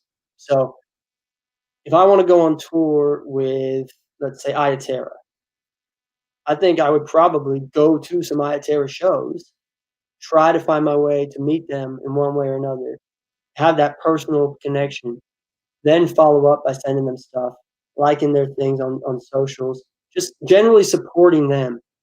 And then not asking for anything first, but just kind of getting in with them, supporting them, developing a rapport. And then once that rapport exists, just kind of just floating it out there, just seeing what would happen there. But it's really about being a part of the scene. Like whatever your scene is, there's so many great scenes, and there are all these little small scenes, so many great ones. If you get involved in the scene and you're really a part of it, people will notice and people will support you. If you're just staying at home, being an internet hustler, you're not gonna get that same response. Although now's the time to try to connect with as many people on the internet tip. And again, what are you missing? Like, what can I help you with? A lot of times it's draw. Draw is usually the biggest thing. But outside of draw, what else? Like if you're a small band, use that to your advantage. I'm gonna be easy on and off. I'm not gonna mess with your production. If you have some other things like, hey, I got a great videographer that's going to tour with me, like he'll shoot for you too. Like I'm like, shit, that's amazing. Like that's great. Let's look at this. Let's put this band into the mix even more. And then your music, it's like if they like your music and they like you, then they're going to look for what else. You got to have good music and they got to like you. And then if you meet those requirements, you got to have some other things that will add to that package. Um, Great question, Dan. Shout out Dan. I know Dan's up in Tacoma, wondering when live music is going to come back. We can see reggae on the way again, and I can't wait to get out there for the Stick Show in Tacoma whenever we can have that again. Um, so let's see. Keith Carrion, shout out Keith, Turptown Throwdown, Massachusetts. Example of a stand-up guy right there. Keith was throwing this festival, and there was the biggest torrential downpour, like something out of the Bible, and the whole place flooded in like 5 minutes and just washed everything away. And Keith was so stand-up, took care of every band, paid out everybody fully, did the right things, took the hit, kept it moving. That's what you got to do as a promoter. And because of that, I give him maximum respect. I'm always down to work with Keith. Keith says, do you see venues indoor and out having to be all seated venues after this health crisis if social distancing is still going to be a part of our life? I think that when we first come back, I think it's going to be, I think there'll be some like 50-person shows in 500 cap rooms, 100-person shows in 1,000 cap rooms where it's seated, or you got pods, you can buy in a pod of your group and then you can seat around a table. And yeah, I think that'll happen first, and then hopefully there's still a live stream for those who can't get tickets for those sorts of events. So I think that'll be a section of it, but ultimately, like that's not the live experience in general. So no, we'll move past that. It'll just be a while, and as soon as it's ready, it's going to come back. And like I said, I think it will come back stronger than ever before. John Smith says, "How about a shout out to the Felton Music Hall? Shout out Felton Music Hall. This is so great for us because it's in the Santa Cruz Mountains, and when I had an opportunity to get involved in that project, and we were talking about it, and it was like, hey, here's a venue where you can literally do exactly what you wanted to do with a club. Like you can buy the crazy sound system that you want for this small little 350 cap club, right? You can make it about the music. You can get big acts even if you're going to lose money on the show. Like let's just do this one for fun." And I took 14, 15 years to get to that point to be able to have a project like that. That was like literally if we could have a listening room for up and coming stuff or big stuff playing small shows in the perfect setting in the redwoods, like that was Felton Music Hall. And so it's really it's been a blessing. And we only just got open, last July, so now it's shut down again. But again, good community support for that venue, and best believe when that opens up and some big bands in California are going to want to tour, like we're going to see some cool underplays, I'm sure. Yeah, Santa Cruz has been really good to us. Ineffable came out of Santa Cruz, and the Catalyst has been a huge part of my career, my learning under Gary Ty, and then having the opportunity, to take over the booking and now have the whole team working on it. Casey and Marina and Jay and Natasha. It's been real. Santa Cruz has been really good to us. Let's see, what other questions we got here? This is by the way, the slowest I've ever drank a beer in my entire life. Shout out 16-ounce beers, by the way. Chris Warner says maybe host live stream sessions with the limited live shows, direct links, monthly. Yeah, we're all about that. We're working on some right now, some live stream stuff at the venue because it does. The Expendables did a live stream at Felton Music Hall, and the support was amazing. And it was really cool for me to watch it in the club as opposed to like in somebody's living room. And like I said, but the way I want to do that really is those 50 people shows. Those 50 people shows and then this live stream as well. So maybe you don't feel comfortable yet going out, or maybe, you couldn't get a ticket because there's only a few tickets, but you can still watch it. And it's got all the production, the bells and whistles. And I do believe that, it's crazy. Like if you have a donation link and you have your merch link, you probably will bring in more money than if you sold tickets. And I'm not saying you shouldn't sell tickets, because artists need to value their performance. Um, it's really important that the performance of an artist is valued and has that value, because it's an intangible thing that they do. And if we just expect artists to play for free, then we're not going to have artists, because people aren't going to be able to sustain. So we need to support our artists, and I think a mix of paid and free shows in general is a good thing for this live stream kind of time. But I have been very, very impressed with the amount of support people have donated to artists and everything like that. It's amazing. Um, Give me a chance for a big shout out. So if you want to donate to Rootfire specifically, so that we can put out the next great Rootfire album, which will be owned 100% by the artist, and we're taking submissions now at rootfire.net. Send us your music. Send us about it. There's a few questions about you. If you want to help put out that next record, you donate to Rootfire, and there's a link down here in the description. If you donate to Rootfire, it'll help us put out that album. And again, all the money will go back to the artist. And it's a really fun thing. I wish we could do more of it. So let's see. Does anybody else have any questions here? Let's see.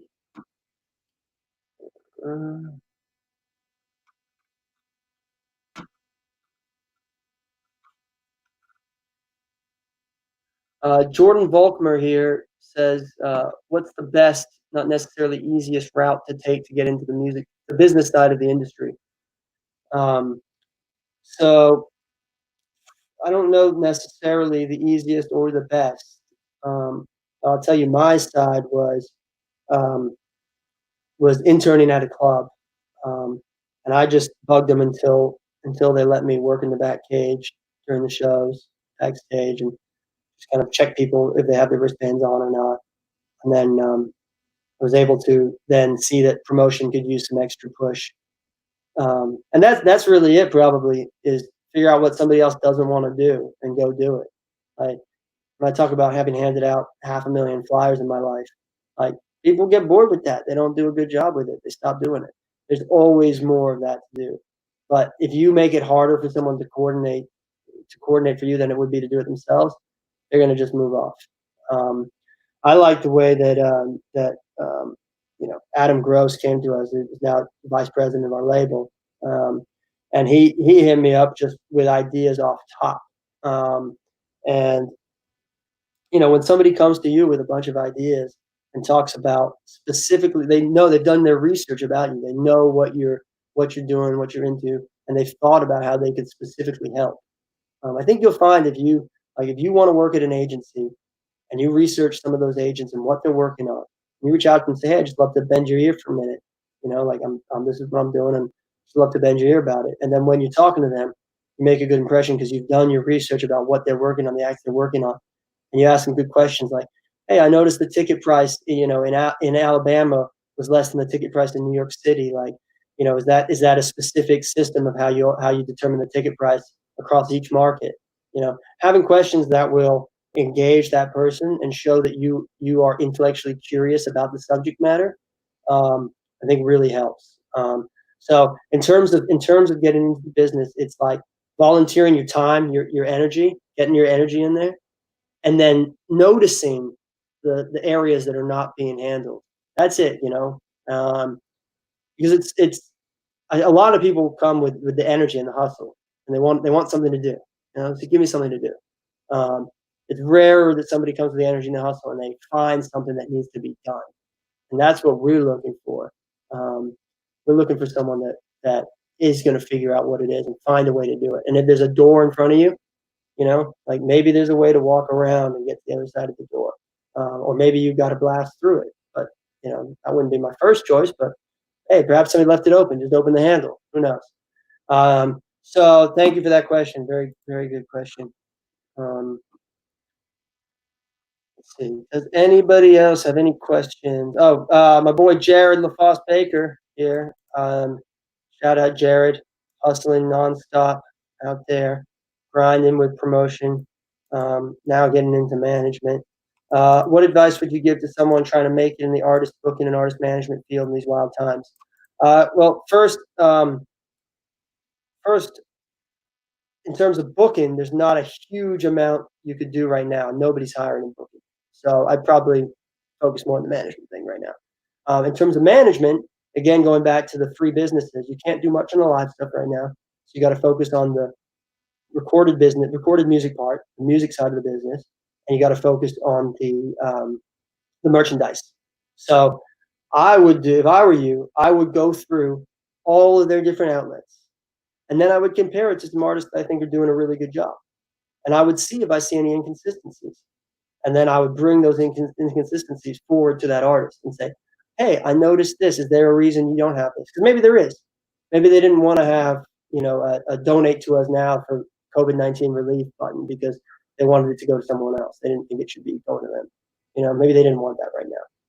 But if you notice things that other bands are doing, successful bands are doing, and the band you're trying to work with is not doing, having a conversation with them about those things and why that is there, I think you'll find like you're engaging them on something that matters to them. And even if there was a reason and they had thought about it and it wasn't supposed to be like that, I respect that you noticed it.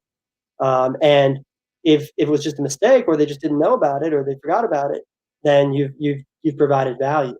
And that's what management is about. It's about providing value in all these different spaces across these three businesses at all times. You have to consistently provide value. And if I run out of ideas for how to provide value, best believe I'm going to be on the street passing out some flyers. Thanks, Jared. Appreciate you, bro.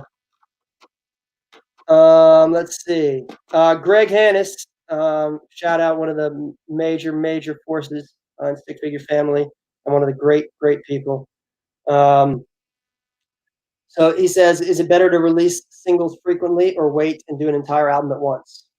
So, for me, there was always this thought like, oh, if I release my album all at once and everything is, it's fresh when it comes out and I'm listening to it for the first time. And that's amazing.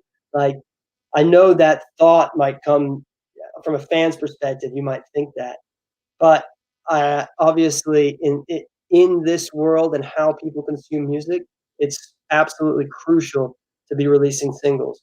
Now, it doesn't have to be frequently, but you do have to release content frequently. So if you dropped a single 3 months ago, you're still pushing it, you're still working on it, but you've kind of like run out of ideas of how to promote it without sounding like you're just sending the same message to everybody over and over again. Then it's time either for some new content. And what could be new content? It could be a new single, or it could be like a new press photo, a new photo. You get a photo update everywhere.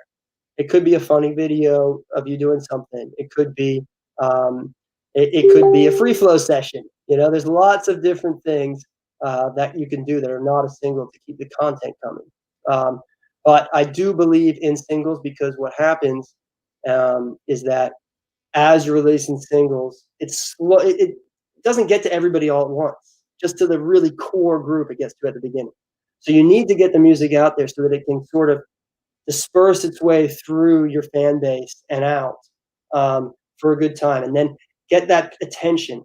And you build that attention, you build that demand and that anticipation, and you roll it into a single, and then you're rolling it into something else. And then when that album comes, you have this crescendo of energy and just maximum support that could come out at that one moment.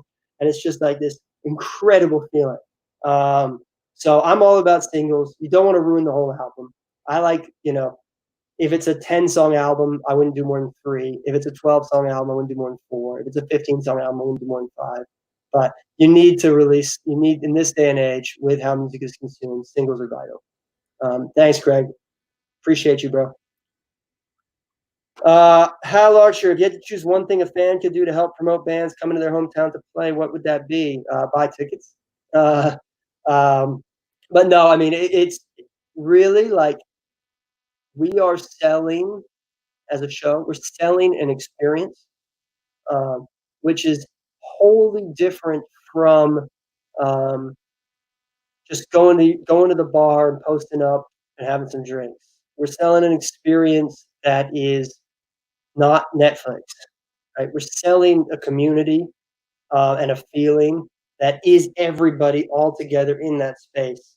And making it like the thing to do, making sure that everybody knows that you choose this as your thing. This is how I want to engage with my community is at this event.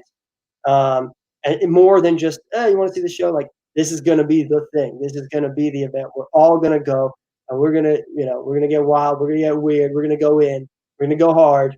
And that's it. It's really selling it that much. So, and how do you do that? It's really just about whatever feels comfortable for you. But we like the support we've gotten, and that brings up, SoCal Street Team and Karen Lynn, who's just done an amazingly selfless job. Again, these folks that are doing this not for money, but because they genuinely believe in the communities and the people, like SoCal Street Team and the folks that have volunteered to help push our shows and the artist shows. Like, that is everything to me. And I love it when somebody like Brian Sandell will come to me and say, dude, we were just on tour, and every single city I saw your artists' flyers and posters. Like, that is the biggest compliment I could possibly get. And that gives me a good opportunity to shout out Brian, who is somebody on our team that very new part of our team, and he manages the Expendables along with us, Santa Cruz Cats. And Brian we've had the pleasure of working with him. He's the tour manager for Evolution. We've had the pleasure of working with him for many, many years, and seeing how a real professional tour management situation is run and how you take care of bands on the road and make sure there's a safe environment for people to work. So shout out, Brian. So let's see. What else we got here? Kara here. Yeah, shout out, Kara. See you. Street Teamers. What can Street Teamers do to help when there isn't any ground promo? I think it's finding the newest project. Like, if you're an Iration fan and you saw that they posted the new single, the new video, and they got this great new song with Eric Rachmaninoff and Stick Figure, and you want to post it, right? Like, don't just screen cap it. Like, hit up Kara or hit up the band directly and say, hey, can you send me that actual high res video? Like, I want to post it on my socials. That band will send it to you, and you can really support them.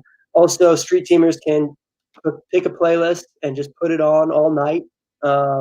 So if you need a playlist to play all night long, you can go to Apple Music, search Ineffable Music. We got a bunch of playlists under our curator section there. Or if you're on Spotify, you can search Ineffable Music 2020. We got a playlist that has every song from our management clients and our label clients that's come out this year. And I just leave that, I listen to it because I love it, but there's enough songs that have come out this year from our guys from Sugar Shack, who have these amazing releases. There's enough songs on there that I can run it through the whole way and be ready to listen again. Shout out, Kara. Thank you. And digitally pushing now and supporting and being on people's live streams is so clutch. Jonathan Lane, how important is sync licensing to your label or release that strategy? So when we talked about at bats earlier and moonshots, sync is one of those moonshots. We never count on it. We never build a strategy around sync, but we always want to be in the mix. We want to get a chance. So for those that don't know, sync is like when your song is played on a movie or TV or in a commercial, anything like that, right? So, it's amazing when you get one, right? Like, we got that Big Stars one time, or we got the Sam song one time, and it was just like, oh my God, this is great. And we're always trying to find ways to get that in front of people that make those decisions. It's a very small business, kind of like the live business. We always want to get it out there and give ourselves a chance. Like CRSB, who we work with on the label side, like, they got a great sync recently on Oprah. It was a moonshot. Stick Figure one time got a song on Burial Ground on MLB The Show. And again, it was just, we had met somebody, we said, here's the music, please consider it. Check in, stay frequent with them. But we're never making a decision around sync licensing because it's too random. And unfortunately, most music supervisors do not think of reggae music, which we do. We do a lot of reggae music. Most music supervisors are not thinking of reggae, except if there's a beach scene or a smoking scene. And I want to change that. I want people to use reggae music for any scene, except for some bad vibe scenes. You can keep something else for that. But thank you, Jonathan. Sync is great, and we want to do better. That's one of the things I want to learn more about. I want to find more ways for us to directly connect with content creators to get music. By the way, if you're ever making a music, some sort of video for a company or a TV commercial or anything like that, and you need music, you can reach out directly to me, and I can directly help you get one of our clients' music for that. And I work, I'll respond to somebody, that has, and anybody that has respect for the artist's creation. I'll have a conversation with you about that. It's not about budget. It's about respecting the music and not just stealing it. However, if you want to put some music on a video that you're posting for free, or it doesn't have any sort of monetization around it, or it's not selling something, post it. Add our music, post it, get it out there. We're all about that. It's only when you're selling something. Okay. I thought I saw a message from Xavier, but I'm not seeing that anymore. All right. C major 7, Noah. Big ups, Noah. Noah is one of the best producers I've met, up and coming or otherwise. A great front of house engineer. But Noah produced Landon McNamara's debut album, which is still to this day one of my favorite records in the scene over the last 5 years. Noah just has that rare ability to take something raw and make it accessible and really, really hit. And of course, the other guy who does that is the one and only, the legend Johnny Cosmic, who is an absolute secret weapon. Just everything he touches turns to gold. Watch out for Johnny Cosmic. I mean, everybody on this knows already, but Johnny Cosmic is the truth. And Noah says here, what do you guys think about for target demographics, especially now where location doesn't really matter since we can't physically go to a show? One thing that's really worked for us is that people have these preconceived notions of the ages of people that are listening to music. Whereas, in our scene, we got 18-year-olds and we got 88-year-olds listening to our music. So for me, it's mood based, and I know Igor will love that because Igor's all about moods. I'm trying to target people that are looking for a specific feeling and mood. And there's ways you can figure that out. And again, I trust Nima at Vertical's agency to help us determine who those folks are. But in terms of target demographics, I can speak about what I've done with Stick Figure. I really wanted to focus on the scene and establish that we are this scene, we rep this scene, we're fully this scene. I don't want to go out somewhere else and whatever. But once I felt really good about the scene and that the scene supported us and was repping us really hard, at that point I felt comfortable trying to expand those scenes. And where were the two places I thought first? One was Jam, because when I was on Pincus's desk, I got to work with Humphreys McGee and a lot of Jam folks, Soundtrap Sector 9, Yonder Mountain String Band. And I always felt like the crowd at a Jam show, if they were exposed to Stick Figure, would feel really good about it. Like it was a good feeling. And the lights that jam bands bring and the focus on musicianship was really key. So we did some stuff with Humphreys, including supporting them at Red Rocks. We had Twiddle come out with us, and people thought we were crazy for that, but it's since opened up some really, really amazing doors, and just also connected fans that I think previously thought they were in one scene or the other. So I really like that. And then the other scene that I've really focused on, the Stick specifically, is the sort of Burning Man vibes, transformational vibes, because people that listen to Stick Figure, people that listen to Nako, Trevor Hall, people that go to Burning Man or Electric Forest, like they care about each other. They genuinely are good folks that care about the earth. They don't want to just drink a plastic water bottle, right? Like they're good people, and the vibes are the same. So hitting those two areas has been really clutch. Right now, I'm focusing on some more kind of tropical sounds, some more electronic sounds, because I think as some of the fans of the more poppy electronic music get a little bit older and are looking for something that's not just go, go, go, I think they're gonna dig what we have to offer, and I want to make sure that they get an opportunity to hear us.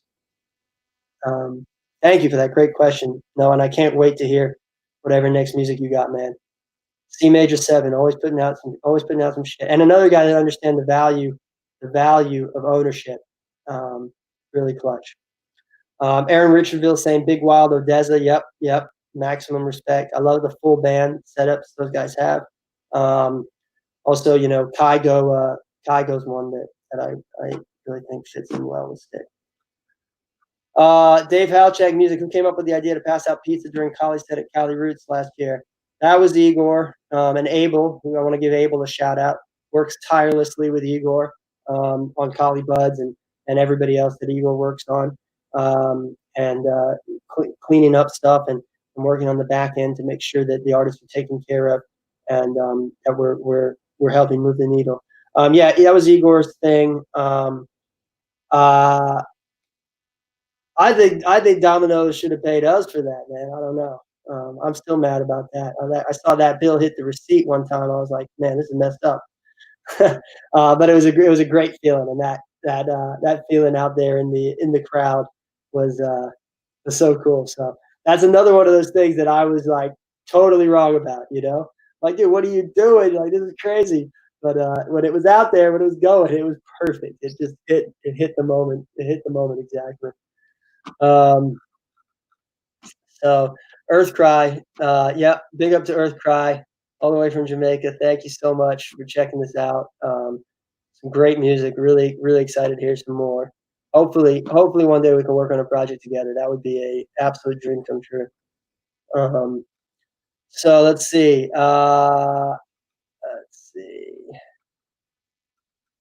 Christian Castillo, can artists submit music to you guys for consideration picking up a new artist? Yeah. So this is a great question, because if you just send it to me, I'll check it out, and I may or may not respond. If I really like it, I'll let you know.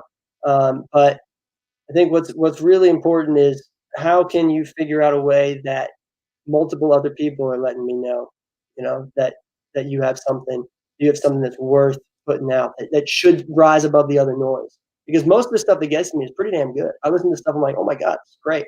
But I need to know what else. Like, are other people hitting me up about you? Are your numbers going great? Maybe your numbers are really small, but like, you can edit your own videos, so you don't ever need a videographer because you're putting out great content all the time. Like, that's an extra thing. I love those extra things.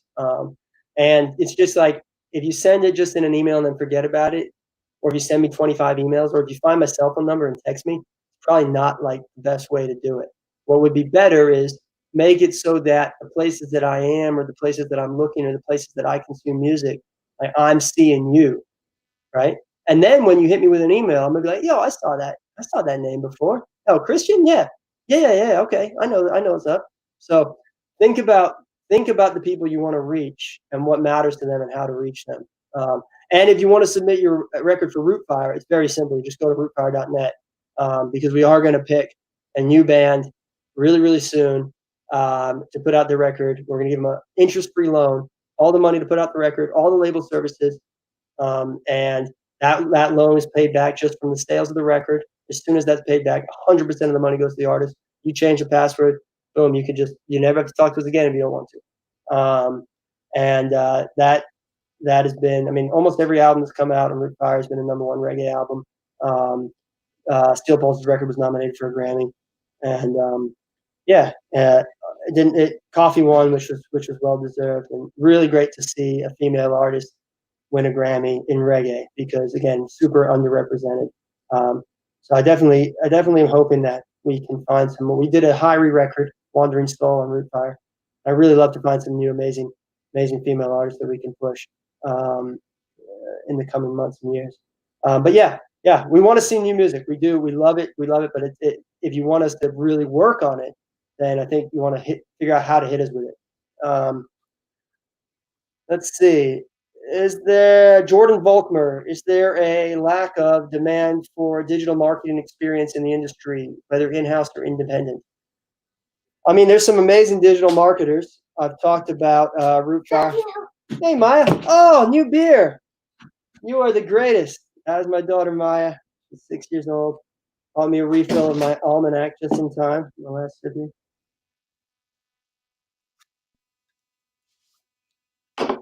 Oh, wow. Talk about good timing. It's like 100 degrees up here.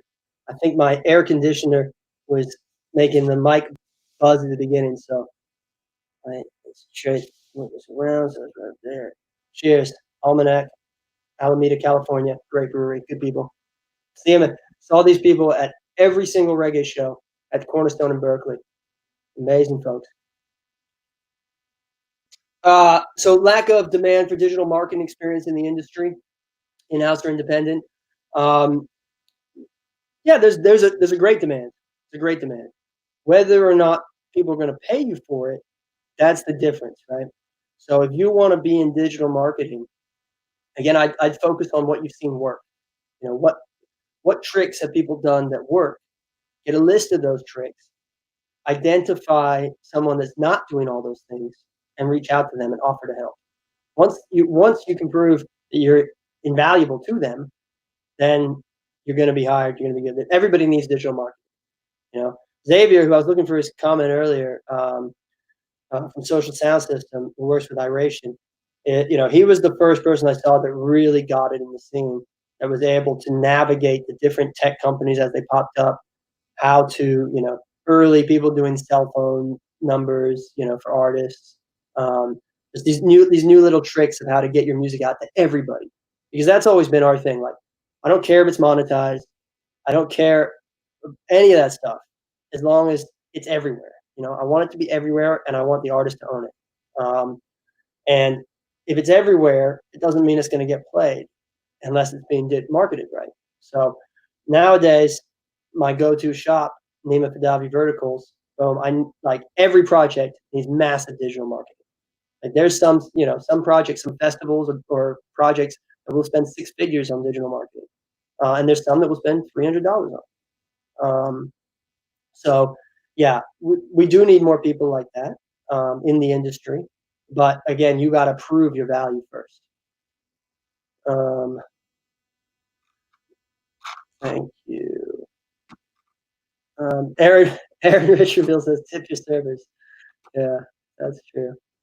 I think I got going to be giving her plenty of money over the years. Greg Hannes, it seems like sincerity is a common theme for you. What triggers your BS sensor, and how can bands balance enthusiasm with sincerity? I think there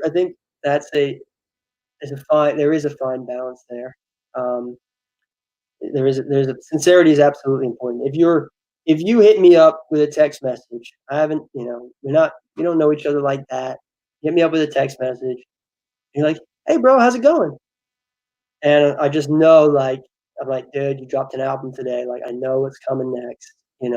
Like, I'd rather if when you don't have something going on, and or you can help me with something I'm working on to push somebody else. Like, let's connect then. Let's build that relationship then.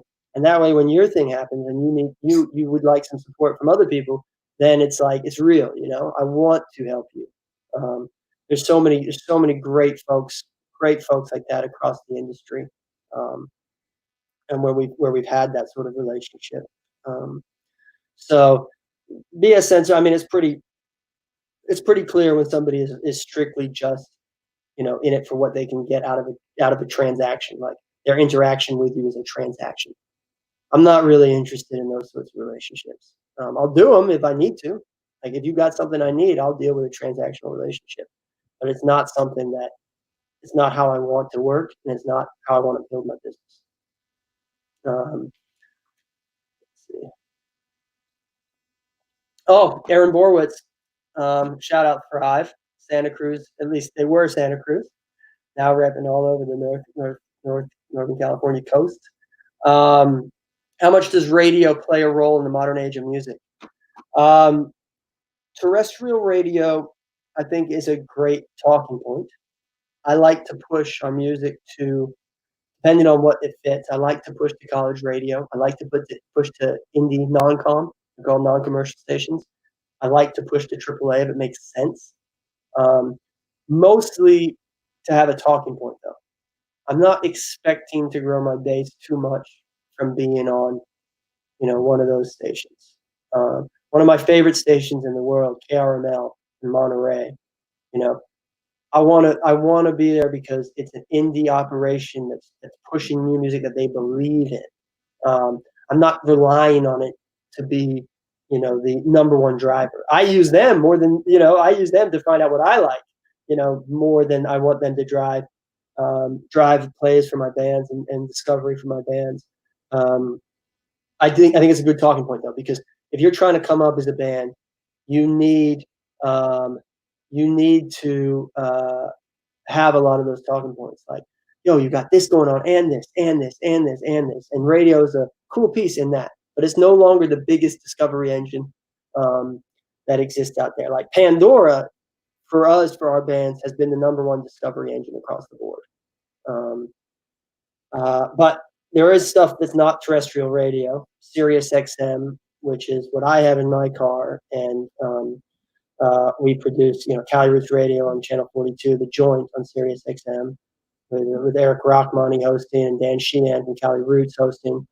Actually, a good time to give Dan Sheehan a shout out. Dan is one of our partners and is an amazing lover of live music, and has been instrumental in us going from being just ideas driven to operationally structurally sound.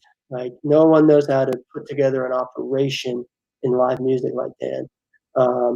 And I always thought we could just wing it, let's throw up the fences last minute, it'll be fine. But Dan understands how to build infrastructure for the live stuff the same way that, guys like Anthony and Spencer, people like Marina, have built infrastructure internally for us. So yeah, so Dan and Cali Roots Radio and Sirius XM, I know Kenny Chesney's channel, No Shoes Radio, has been really big in driving new listeners for bands. Margaritaville can be really big in driving new listeners for bands. And The Joint can be really big. Sirius XM, is played on a lot of places. I listen to it in my car every day to work. So yeah, yeah, that's great. But yeah, Pandora's been the number one thing. But as part of a complete balanced breakfast, I would recommend some radio, but don't put all your eggs in that basket. All right, how we doing?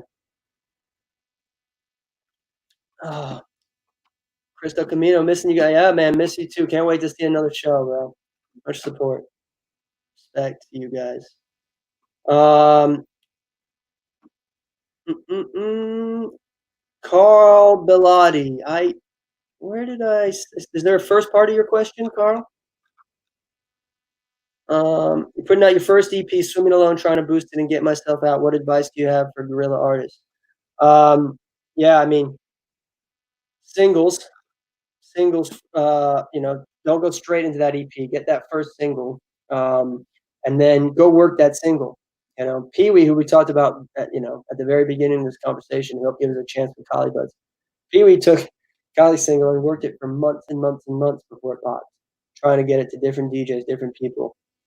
So, trying to boost it, trying to get it alone, going alone. I would be very careful about putting a lot of money, dumping a lot of money into it right away. Every spend should be smart. Every kind of penny, every penny that comes out that comes out of your pocket to go towards your project needs to be well spent. If you're going to do a music video, you got a homie that can do the music video for you for just for gas money and on the strength because they believe in you and they know you're going to get bigger.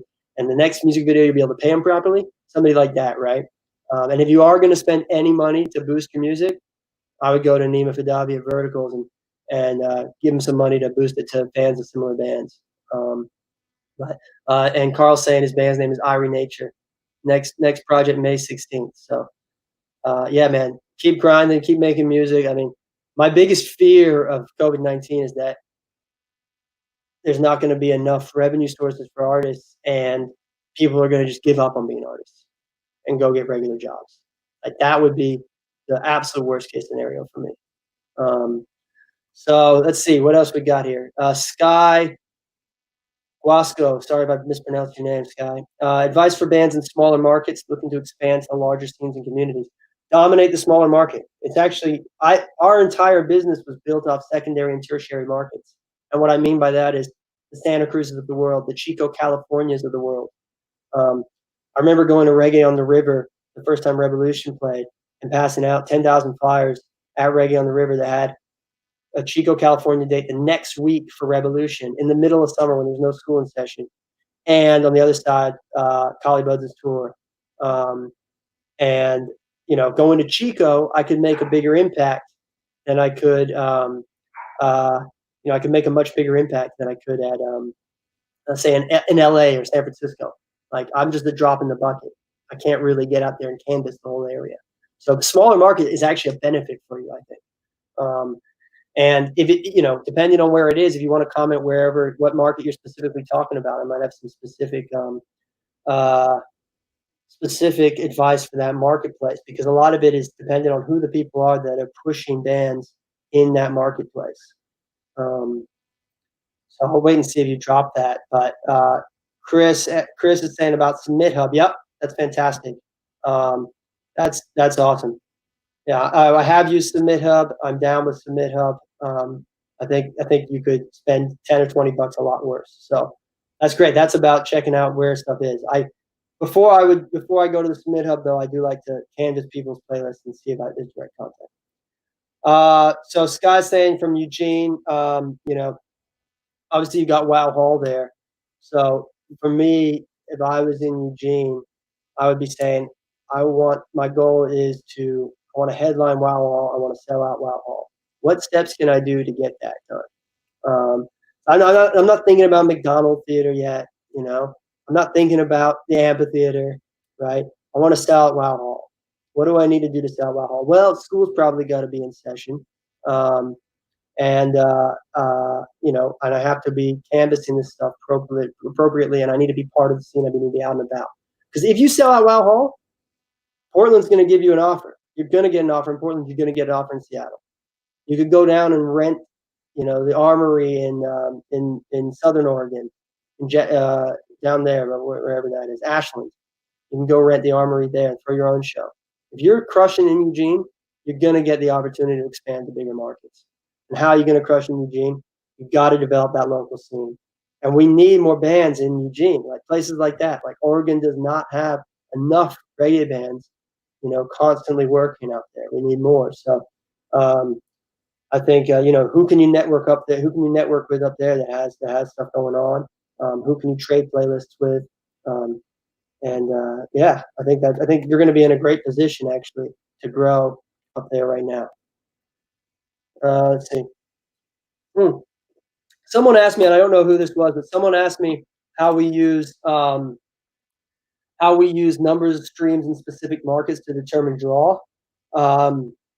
It's really tricky because, if you have if you look at streams from like a like a hip hop artist or something, right? They might be getting millions and millions of streams in a tiny place like Eugene, because the hip hop stuff is being streamed so much. But it might not relate to actual sales, because the most important thing is not how many streams you get in the market, it's how many actual loyal, real supporting fans do you have, right? How many folks that aren't just streaming your song once because it's part of a mix they have, but they're really fucking with you on that deep level. They have your merch, they check for you, they're commenting on stuff, they're going in on things. So the streams is really only one indicator. Like, if I were to just go off streams, if Casey was watching this, if I told Casey, hey, book the clubs just based off streams, he would tell me to go, he'd tell me to get lost and say, go find another job. The streams are one indicator. Like, that's one thing in a market that you can look to say, okay, there's a chance that this band might be big in this market because of the streams, but it's certainly not a guarantee. Let's see here. Hal Archer here again. What specific data points do you follow to help determine a future success of up-and-coming bands? So what I like to look for, Hal, is how many streams per listener, right? Like, if if you have a million monthly listeners, but seems like you're only getting a million, a million streams here or there, right? Like everyone's listening once to your songs. I'm like, this is not a loyal, dedicated base. This is like, this is a casual fan, you know? So I'm looking for, even if it's only, say you've got 20,000 monthly listeners, but those 20,000 people are streaming you 8, 9, 10 times each per month. I'm like, okay, there's something here. These people are going back. They're consuming this music. This music is more to them than just it comes up in one playlist. Um, so I, uh, I I really look for that sort of that how many loyal fan base if loyal fan members are like stick figure family, right? That's where I can tell like that's the real core of that band. Like those folks I know are coming, right? They're supporting through thick and thin, no matter what. No pun intended on thick and thin. Cool. Well, thanks, Hal. So it's always that's I would focus on it. It'd be better to have a small number of really devoted fans and a large number of casual fans for me. Um, Earth right here saying if we would come do a workshop in Jamaica, I would love to. Until we can travel, we have started Music Business Club, which is at musicbusinessclub.com. You can make a free membership there. So anybody that wants to pass on this kind of information or just have a bigger conversation about these things, because we could go on forever. Anyone that wants to have a bigger conversation about the business of music, musicbusinessclub.com. There's free memberships there. This talk will live there. Other great talks, Igor's, Brian's, Mel's. Mel works with us, and she's amazing. She manages Mike Love. She's Nako's tour manager. And in thinking outside the box in terms of connecting scenes and people, and we love Mel. Very excited to have her as part of the team. So lots of really good conversations are going to exist on Music Business Club, and we're going to do all sorts of information there. And that's where we can do some one-on-ones. I wish there was somebody before I signed some of these first deals I did 10, 15 years ago. I wish there was somebody that I could just hit up and run stuff by because I've made so many mistakes, and then had to try to learn not to do those mistakes again. And if I just had something like Music Business Club back then, where I could hit somebody up and run some shit by them, just to figure out, just to avoid those couple of mistakes, it would have made all the difference in the world. And that's why we got Music Business Club started. It's just started, so we need your help to build it up. Yeah. Shout out Earthcry. Anybody have any more questions here? Greg Hannes here, talking about why Stick Figure Family has blown up so much. Well, because it's the most positive place on the entire internet, Greg. Thanks to you and Lizzie and all the amazing people that are working on it tirelessly and selflessly. Aaron Richardville, everybody. So yeah, but the positivity and the support that comes there, the amount of times I've seen like people just go there just for support, it's so great. So it's that one, and then two, Stick Figure hit an inflection point where we were able to, I mean, the music speaks for itself. Obviously, it's all about the music, but with the music and a strong strategy, we're able to take the rate of growth and just tilt it up. And what now the key for me and a really important thing for me is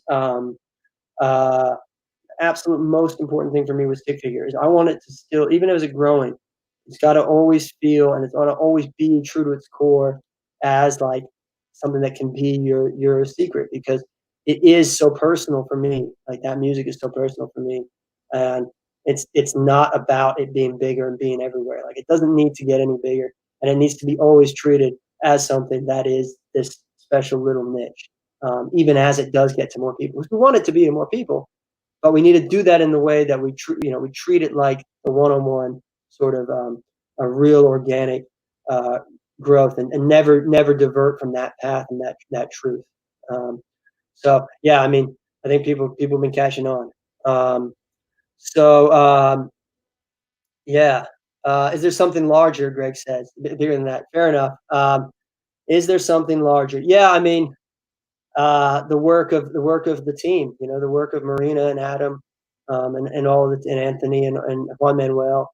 and all the team that takes amazing music like Scott's, and Patrick, his agent, uh, takes that music from Stick Figure and is able to get it out to more people now because we've learned how to get it out there better. So that's all. That's what it is there. Yeah. Aaron says Facebook groups are a great way to gauge the support of fans. Couldn't agree more. Private groups, and the thing is I want to have those direct conversations, and that's why we got involved with the community app. Um, and Stick Figure and Trevor Hall are on that now. They have text message numbers, and we're still playing around with how to use it. But I like being able to connect with people directly in a non-salesy way about the music. Um, so biggest mistake, man. There's been too many of them, but the absolute biggest mistake, Greg, probably was when we bought an RV to tour. And we're like, well, we'll save money buying an RV, instead of renting a bus or a bandwagon each tour. We don't know how to fix an RV. An RV is meant to go from point A to point B and then chill there. It's not meant to drive every night 500 miles. So my idea of trying to save money there ended up crashing down and being the complete lost cause. I'm glad that mistake was just a monetary and time suck as opposed to something worse. So yeah, Christian Castillo here is saying how important are vocals to you? Is that the number one thing you look for? I actually look for the beat first. It's not one specific part of the beat, but I like to I want to feel that groove first, and then I go to vocals after that. I'm by no means an expert in production of music or anything else. That's not me. It's about a feeling, a mood, and depending on my mood, I want to feel a certain thing. And when music's good to me, I'm like, oh, I've heard that before. And I'm trying to think, where did I hear that before? So if it's the first time I've heard something, but it reminds me of something, and sometimes it's not a song, sometimes it's a place or an experience or a memory, like that's it, and that comes to me through the beat, and then from there I will be a lot more stuck if the vocals aren't just every word. Scott said this to me. Every word has to mean something. I'm not going to waste a single word. And that stuck with me because you know don't we have so many choices in music, and sometimes it's simpler. I did a class once where I wrote an essay, a 4-page essay, and then I brought it back and I said, all right, now take that same essay and make the same point in 2 pages. I was like, God, that's gonna be hard. I take out all the bullshit. It was 2 pages. And he said, now turn it to 1 page. I was like, oh shit. And I realized, by the end of that process, like, you don't need superfluous garbage, even though, as I say that, I haven't talked here for 2 hours, it's what cut to the core, cut to the emotion, to the feeling, and don't waste words. So great. Well, yeah, I guess that'll probably do it for us here. I really appreciate everyone that stuck with me. It's here. This is going to live on musicbusinessclub.com and on the Rootfire YouTube page. And it's really important that in this time, anybody you support and everybody you follow them on all their platforms. Follow them on YouTube. Follow them on Spotify. Follow them on Apple Music. Everywhere. All these independent artists rely on your support. Please be one of those people that spin something 8 times, go through the whole album, so we know. Don't be the one song and that's it kind of people. I hope to answer more questions. You can DM me, and I'll be checking those in and everything, and hitting you back. And Music Business Club is where we're gonna have this live, and where we're gonna be doing more things like this together. And if you have a project, if you have an album, please, please, please, go ahead and submit it to Rootfire. It's not out yet, on rootfire.net, and support Rootfire. You can donate to Rootfire through the link in the bio. And thank you to everybody that's donated. It means the world to us. We can't wait to bring some more music to the scene. And we're going to get through the COVID-19 epidemic, and we're going to come out the other side. It's going to be some amazing music, And I hope to see you all at a show soon. And cheers to you, everybody. Thank you so much.